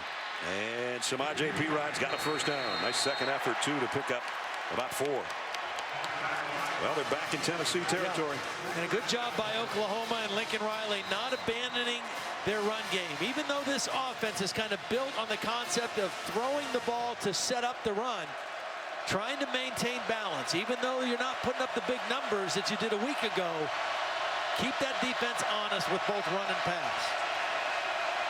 All 3 wideouts to Mayfield's left. He's going that way with a quick throw, and Baxter forgot to take the football along with him.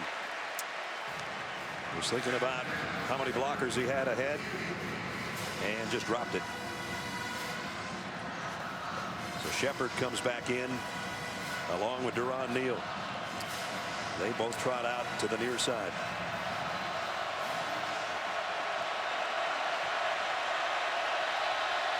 Second down and 10 at the Tennessee 46.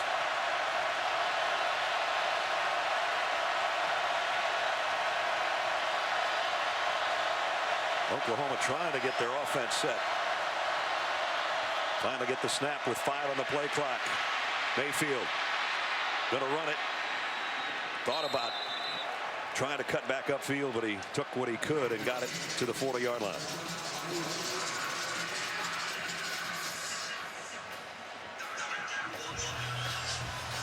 And there it's going to be 3rd down and 4. Clock running. Nearly 4.5 minutes or less left when they snap this football.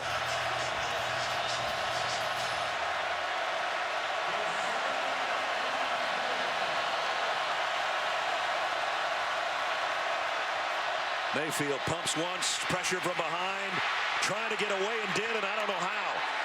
And I'm not sure that Shepard didn't catch that ball. He did. Wow. Well, we've seen Mayfield do this a lot tonight. I mean, it looks like he is dead to rights. Derek Barnett in pursuit. Wow, what an effort by Shepard on the sideline, and Mayfield eluding pressure. That thing looked like it was going out of bounds, and Shepard got his hands out there about 2 feet out on the chalk. Wow. And they're taking a look at this catch.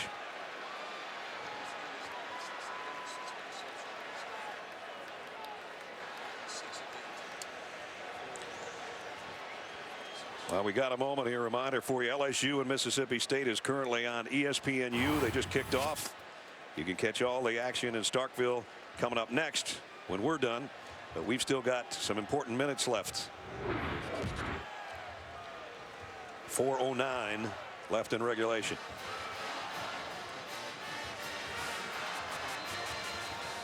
A lot of time for Oklahoma, and one of the few times tonight that they've been in Tennessee territory, playing uphill most of this game.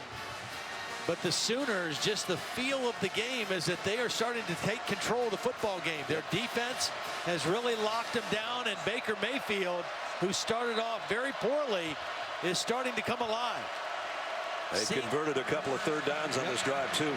Seeing a little fatigue on the Tennessee defense as well. First down at the 27 of Tennessee. P-Ryan is just leveled by, guess who? Jalen Reeves-Maybin. That was a big play. Your defense is reeling a little bit, getting a little tired, and you get a negative yardage play to put the pressure back on this Oklahoma offense. Boy, just a form tackle on a guy that weighs 230 pounds. Majid trying to be the cheerleader on the sideline after a hip injury earlier in the game. Second down at 14. Barnett, he's the guy right now for Tennessee. Don't you know that Orlando Brown knows that? The left tackle, he might have jumped again. Got away from Barnett. Mayfield goes deep to the end zone and knocked out of bounds, and a pass interference upcoming on Malik Foreman.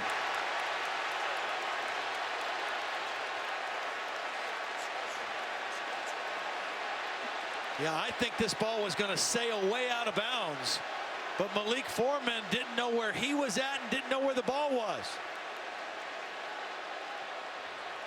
Barnett missed the sack. He was in there. Pass interference. Defense number 37. 15-yard penalty from the previous spot. Automatic first down. Automatic first down.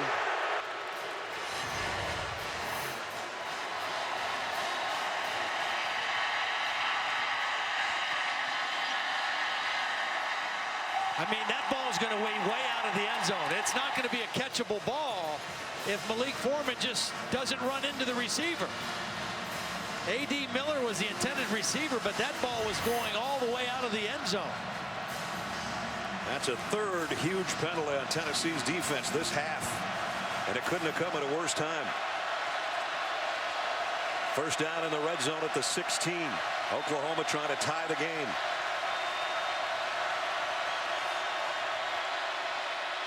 Mayfield fires a dart to Westbrook, and Westbrook dropped the ball momentarily, but he got back on it himself. Well, you got to be impressed with the inner resolve and the resiliency of Baker Mayfield. Struggled most of this game and has just hung in there and has now watched his team seize momentum in the football game. That was a lot tougher throw than it looked like to some, I'm sure. And now Mayfield trots out, and they go back to the Wildcat. And Mixon and P-Ryan in the backfield. And it's Mixon. Puts his head down, but he didn't get there. Derek Barnett again, number 9, off the edge. In on the stop with Reeves-Maybin. Down to 2:10. Oklahoma's got all its timeouts remaining. 2 down territory here, 3rd and a yard. Whoops. Movement.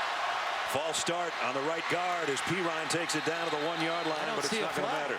I don't see a flag, though, Brad. I think you're right. I think there was movement on the right side, but nobody threw the flag. And Butch Jones is way out on the 18-yard line going, are you kidding me? I mean, that was movement by the right guard. No flag. Instead, Pirine inside the 5-yard line and a first down for the Sooners. Oh, so we got to go back to live action. Forget what I said. 1st and goal at the 2. Pirine to the corner, easily walks in. Touchdown, Oklahoma. There's a hold, though.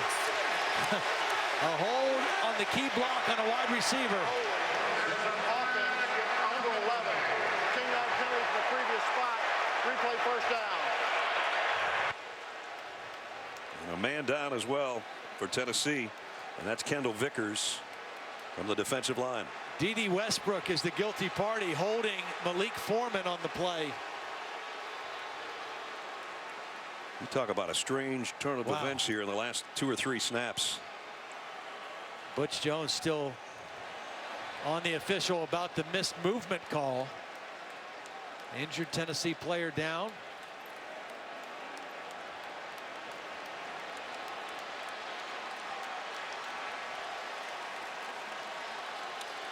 Well, Butch had half the officiating staff out there to have a chat.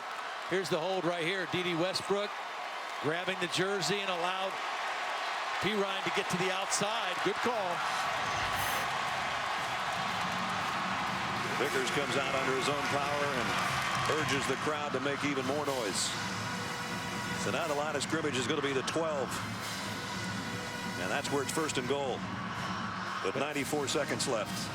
Baker Mayfield, since throwing his 2nd interception in this game on the miscommunication with Jarvis Baxter, he's been 8 for 10 since then. You talk about need to have short-term memory. Quarterbacks need to have that. Baker Mayfield has done a great job of battling back in this ball game. Sterling Shepard down to the bottom of your screen. The other 3 wide receivers to the left. 1st and goal at the 12-yard line of Tennessee.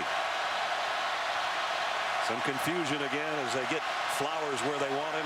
Pirine's behind the quarterback, and he got 2 to the 10. It's awful hard to do. Running across the line of scrimmage, communicating a check to a run play, making sure everybody's on the same page. This is an offensive line with 3 new starters, 2 freshmen at tackles. Very difficult to communicate like that in this part of the field. 12th play of the drive that's carried them 50 yards. They need 10 and a half more here with a minute to play.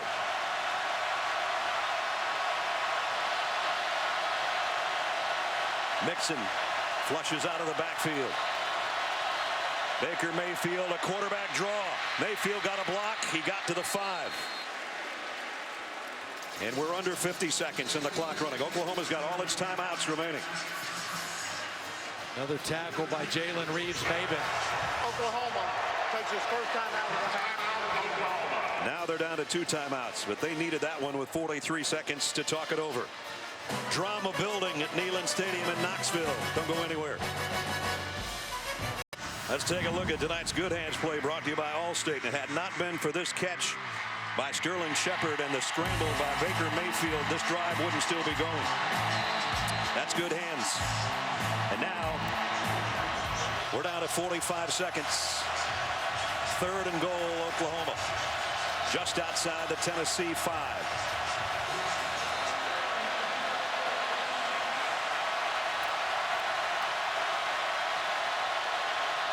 Mayfield, the fade to the corner to Shepard. He got it.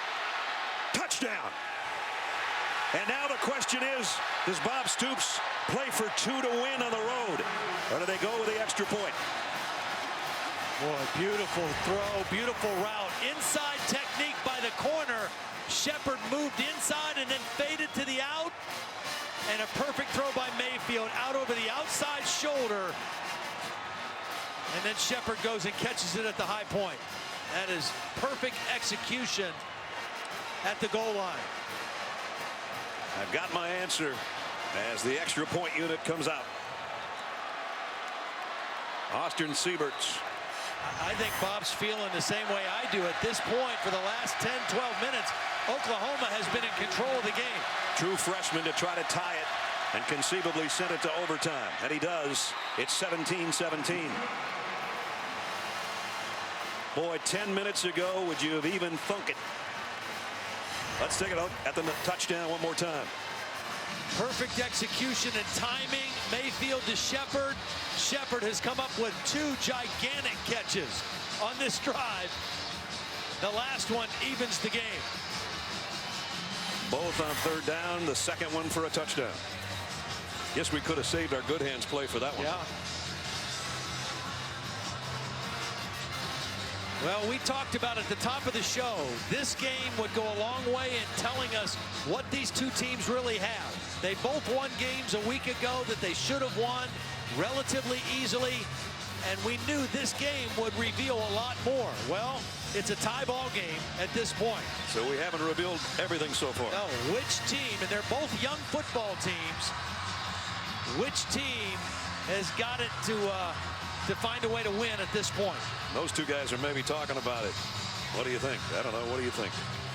All I know is Oklahoma's offense, which was anemic for most of the game, the last 2 drives, 14 plays, 80 yards and a touchdown, 13 plays, 70 yards and a touchdown.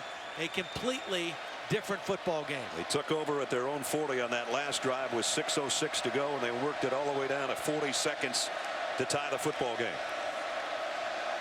Nick Hodgson to kick. This one is returnable by Evan Berry at about the 3-yard line.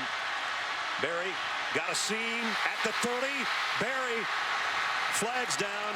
A good return is coming back of 37 yards. That's a critical penalty, because with that return, if that return stands, Mike DeBoer might have said, let's go for the win. Let's make a couple aggressive plays and see if we can win this thing in regulation. But now they're going to play for overtime. Holding return team number 51. 10-yard penalty from the spot of the foul. First down. Don't forget, if you're waiting for LSU and Mississippi State, turn it over to ESPNU. They will follow us, but they may follow us after overtime unless something happens in the next 33 seconds. And nothing's going to happen in the next 33 seconds because they got Pig Howard back at the 5-yard line as Josh Dobbs is going to take a knee. Well, this is the smart thing to do. Play for overtime. You're at home. The only problem is that Josh Dobbs in this Tennessee offense has been relatively stagnant.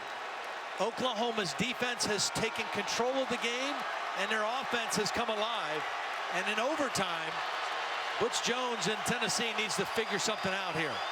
So the Auburn Tigers had to go to overtime at home today to win. The Tennessee Volunteers, who had a 14-point lead, are going to have to go to overtime to try to win here at Neyland. We played 4 and we're dead even at 17. Overtime is next.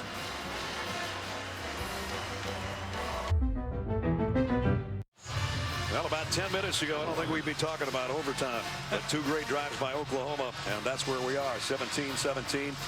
Brad Nessler, Ty Blackley, Holly Rowe, and our ESPN crew going to play a little overtime action here. And, you know, great job by Oklahoma. I really thought, I thought that Tennessee, when they kind of went stagnant with their offense late in the third quarter, early in the fourth, they were kind of messing things up. That's the way it worked out. Yeah, and I think their defense got a little tired. And Oklahoma's offense finally got some things going. They got some penalties that helped their cause. But great job of sticking with their plan and staying with the game and kind of taking control of the game. Now, for Tennessee in this overtime, they got to figure out what can we get going offensively. They were held to 8 yards in that fourth quarter. They've got to make some plays in this overtime period. Baker Mayfield was sensational when he really had to be. I'm sure you know the rules of overtime, but here they are. A coin toss for choice of offense, defense at the end of the field. We're going to hear about it right now. The winner of the toss, Mike DeFee on the field. Offense, defense, which end of the field you want to play in. So the winner of the toss makes one of those selections. The other will have the other option, okay? This will be the only time we toss. If we go to a second overtime period, the loser of this toss will have the first option in the next overtime period. Okay, we understand? This is heads, this is tails. What's your call? Tails. Tails. Tails is his call. Mike explained it better than I could have. It's tails. You want it. They want to play defense. Which end do you want to play on? This end? They're going, you know what? Everybody's in orange and white on either end. It doesn't matter much. So Oklahoma wants defense first because then they know what they need if Tennessee scores either by a field goal or a touchdown. Josh Dobbs is warming up, and he better, because he wasn't warm in the second half at all. Well, I think Mike DeBoer needs to be aggressive with him. You know, you've got him as a dual threat. You've got Hurd, you've got Kamara. You got to really be aggressive here because you need to find a spark again offensively. So the first shot from the 25 comes from Tennessee. And if you can score a touchdown on your first possession, it puts all the pressure back on Oklahoma. No doubt. Hurd in the backfield with Dobbs. He fakes it to him, throws a quick slant and a good throw and a catch. And that's Pig Howard. Pickup of 8. So they move it immediately down to the 17-yard line. Nice aggressive call on first down.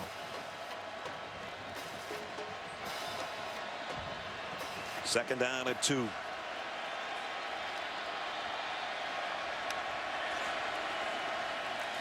Pump fake, might want it all right here. Didn't get what he wanted and throws it out of bounds. Looked like they maybe had a little hitch and go, something. He pump fake like he wanted to throw off it. Yep, they were going for a touchdown on that second down and short play, and Oklahoma was not fooled by the pump fake. Everybody stayed at home in coverage, and then Stryker did a nice job of staying at home on the backside and forcing Dobbs to throw it away. Third down and 2 in overtime. Both Kamara and Hurd are in the lineup right now, flanking Josh Dobbs. And that's Kamara on the move. Dobbs is going to roll that way and throw to Kamara, and he's got a first down at the 13. First 3 plays, all pass calls by Mike DeBoer. Now they can go back to the run if they want. They got the first down. Now you can go back to either quarterback run or giving it to Jalen Hurd if you want. Here comes a corner blitz. The handoff is to Hurd, and Hurd taking would-be tacklers with him. I'm not sure where they spot this, but that was a heck of a run. He got about 3 more than he should have. Well, they guessed right on where to run the football. The blitz came from the open field. They ran that one back to the boundary, and Hurd able to turn it into a positive 5-yard gain. They got second down and 6. They can actually get a first down inside the 3. All 3 wide receivers to Josh Dobbs left.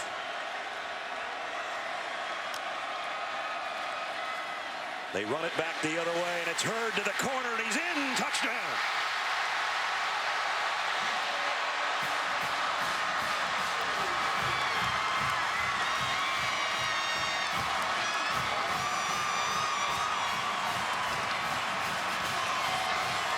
Jalen Hurd, an 8-yard touchdown gallop. Very aggressive play calling to start the overtime possession, throwing the football, then coming back to the run. And that last play, beautiful block by Brett Kendrick, the right tackle.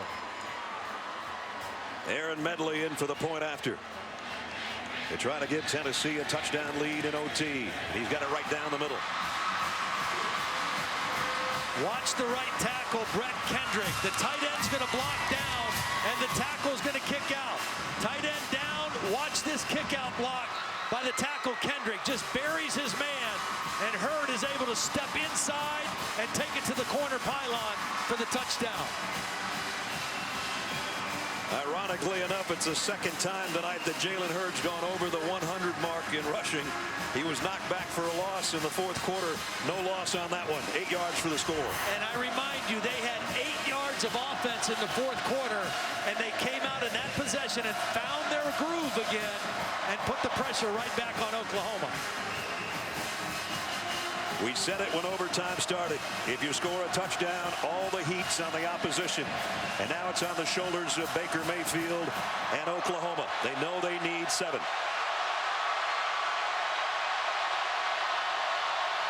One mistake and it's over. Down the middle, perfect to Shepard. And Shepard wheels his way down to the 6-yard line. Boy, how about the way Sterling Shepard has stepped up for this Oklahoma team in the second half. One big play after another by their star receiver. And now we got a Tennessee player down, and that'll stop play here as Oklahoma was up on the ball at the 6-yard line. It's Todd Kelly Jr. who's had an unbelievable game in the secondary with a couple interceptions, and boy, they can't afford to lose him right now in this spot. Well, first of all, this play starts and is successful because of the pass protection. Baker Mayfield, watch the time in the pocket that he has to read, come off his primary read, and find the crossing route. Beautiful pocket. Great job by the offensive line of Oklahoma.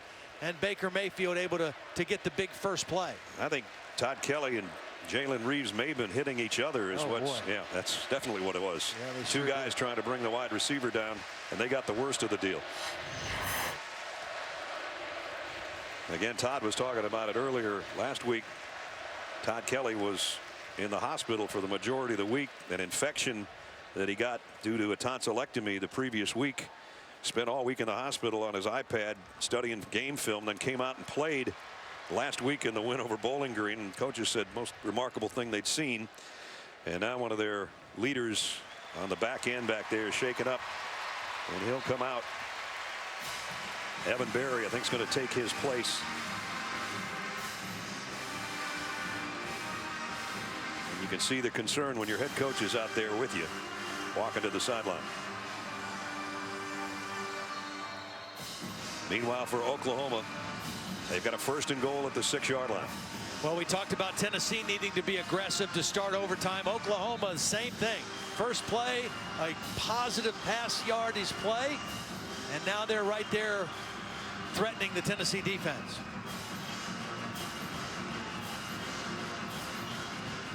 Lincoln Riley was at East Carolina the last 5 years. He's a former quarterback at Texas Tech.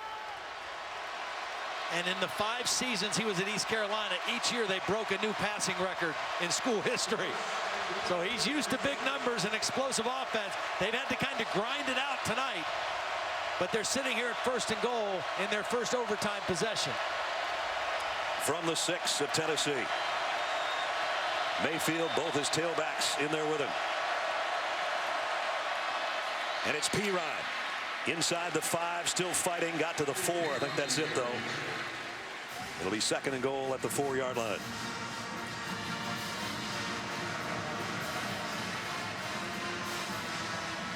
Tennessee played 15 true freshmen last week in their opener. They played 21 true freshmen in their opener a year ago. A very young football team, talented but young.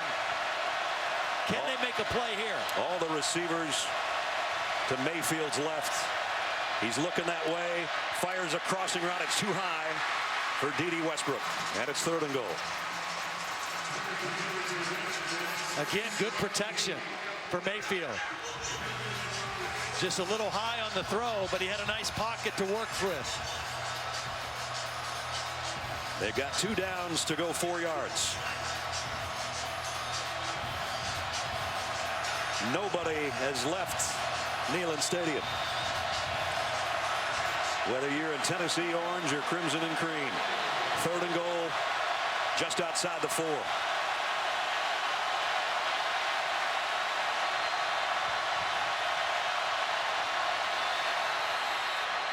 Pirine. Was a play blown dead, or is he just slowing down? You know what? I think Oklahoma may have called timeout. Yep. Because Pirine stopped. Prior to the snap, timeout, Oklahoma. Bob Stoops called timeout on the sideline. They were going to double Sterling Shepard on that play. That's why Baker Mayfield checked to a run. The numbers said run it instead of throw it.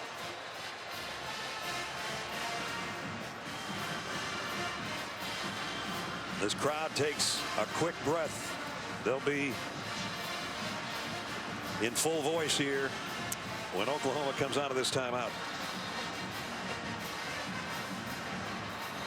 Two top 25 teams in an intersectional battle between the SEC and the Big 12. These two young freshman offensive tackles. Orlando Brown, a redshirt freshman. Josiah St. John is in there now. He is a fifth-year senior, but a new starter. They have started to settle into the game a lot better. Third down and goal. Sterling Shepard's in a slot on the right side. Pirine readjusts in the backfield. Mayfield, trouble, running with it. Got to about the 1-yard line, and it's 4th and goal. It's all come down to one play.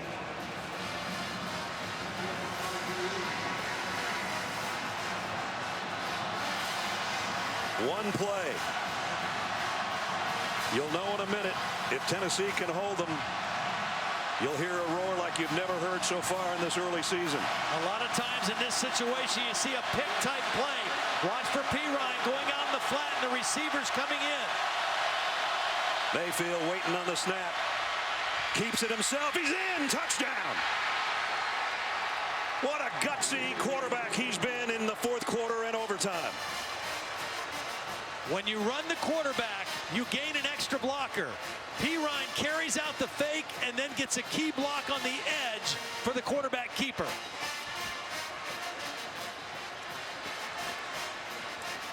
They haven't asked him to run too much tonight, but he's been effective when he has. Siebert, the true freshman, in for an all-important point after. He hasn't missed one so far this year. Still hasn't. 24-24. Overtime number 2 is yet to come. Baker Mayfield from a yard out keeps the game alive.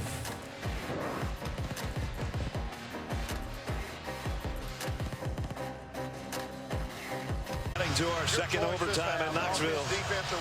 Oklahoma and Tennessee tied at 24. Well, Mayfield got the touchdown, but I want you to watch the block by Pirine. He starts this way on the fake and then redirects and gets a kick-out block for the touchdown. This is not easy to do. Start one way, come back the other way, and get the key block for his quarterback to tie the football game in overtime. Now watch Baker Mayfield, what he says to the end zone crowd. This kid's got some brass. Yeah, he does. Well, he has fought back. He has shown great resiliency, and you know, this is the kind of his demeanor, his personality is a big reason why I think he won the job this summer. He's a confident guy. Had the guts to leave Texas Tech after being Big 12 Freshman of the Year. Had some disagreements with Coach Kingsbury there. Went to Norman, Oklahoma on his own. Had no contact with the coaching staff. They had heard that he might be around, but didn't even see him until he walked in to one of the spring football practices and said, "Hey, I'm Baker Mayfield. Nice to meet you." And remember, he made the decision to go there right after the Sugar Bowl when Trevor Knight played so well. So now it's Oklahoma. That is a lateral. It's a double pass, or it was going to be. D.D. Westbrook wanted to pull up and throw that ball. That was a bad throw by Baker Mayfield because it disrupted the timing of the play. Westbrook had to make a great effort just to catch the football because it would have been a live ball had he dropped it. Talk about going for the juggler with a trick play in double overtime. They lost a yard. It's 2nd down and 11.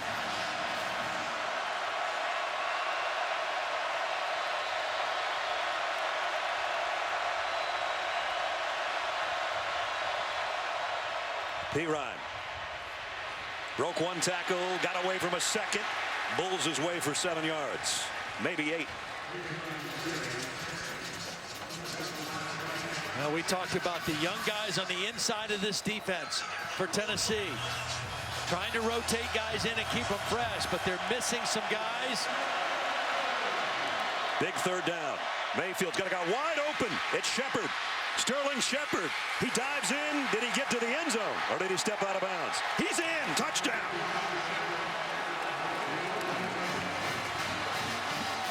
Well, Malik Foreman was in coverage and he fell down. Watch number 13 fall down on the break. He gets tripped up by the feet of Shepard, and that's when Mayfield saw a wide open guy, and he's been the go-to guy in the second half for Oklahoma. Watch this ballet move. 1 foot down, 2 feet down, lean in, touchdown. 18 yards. Sterling Shepard, and a sterling performance on that sideline.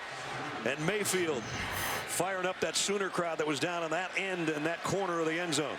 And the Tennessee fans are in shock. And now with the extra point coming up, the Volunteers are going to know what they need. And that'll be another touchdown to send it to OT3. First, the extra point. Siebert, perfect. Baker Mayfield in the second half when Oklahoma's offense looked pathetic. Here's what he came up with. He just kept grinding. You know, this one was, he held it to the last minute, got the touchdown throw to Pirine, and then he just kind of came alive after that. After he threw his second interception of the game, he's played almost flawlessly. Remember when they were 1 for 11 on third downs? They're 7 out of 8 since. What a play by Shepard. Look at the numbers. After the third quarter, 11 out of 14, 103-3. And now Dobbs and company have to go to work. And that's Jalen Hurd for a couple. Remember, if we go one more set, you got to play for 2. As far as your extra points are concerned. This game is now 4 hours old. Howard in motion. One mistake and it's over. Dobbs hit as he throws. Almost caught over there at the 1 yard line by Howard. Eric Stryker's a guy I think that got into the chest of Dobbs. Yeah, Dobbs wasn't able to step into that throw, and the ball kind of fluttered out on him. And now we got third down. They need to get to the 15-yard line in the next 2 downs. Devontae Bond has been a real factor tonight for Oklahoma. He's going to rush the passer from the bottom of the screen right here. Third down and 8. And now we might have motion by Brett Kendrick. False start. Offense. Number 63. 5-yard penalty. Third down. Well, they just made it a whole lot tougher on themselves. Well, Brett Kendrick saw Eric Stryker sneaking in to rush from the other side. It was kind of a long snap count, and he had to hold that stance for a long time, and Stryker made him nervous. Right now, if you're Josh Dobbs, you're thinking, let's get at least half this yardage. We've got 2 downs to get another first down here. Ethan Wolf, the tight end, in motion on third down and 12. Dobbs sets, fires, intercepted, and it's over. Oklahoma comes from behind and upsets what looked like a sure win for Tennessee. Instead, the Sooner fans celebrate at Neyland Stadium.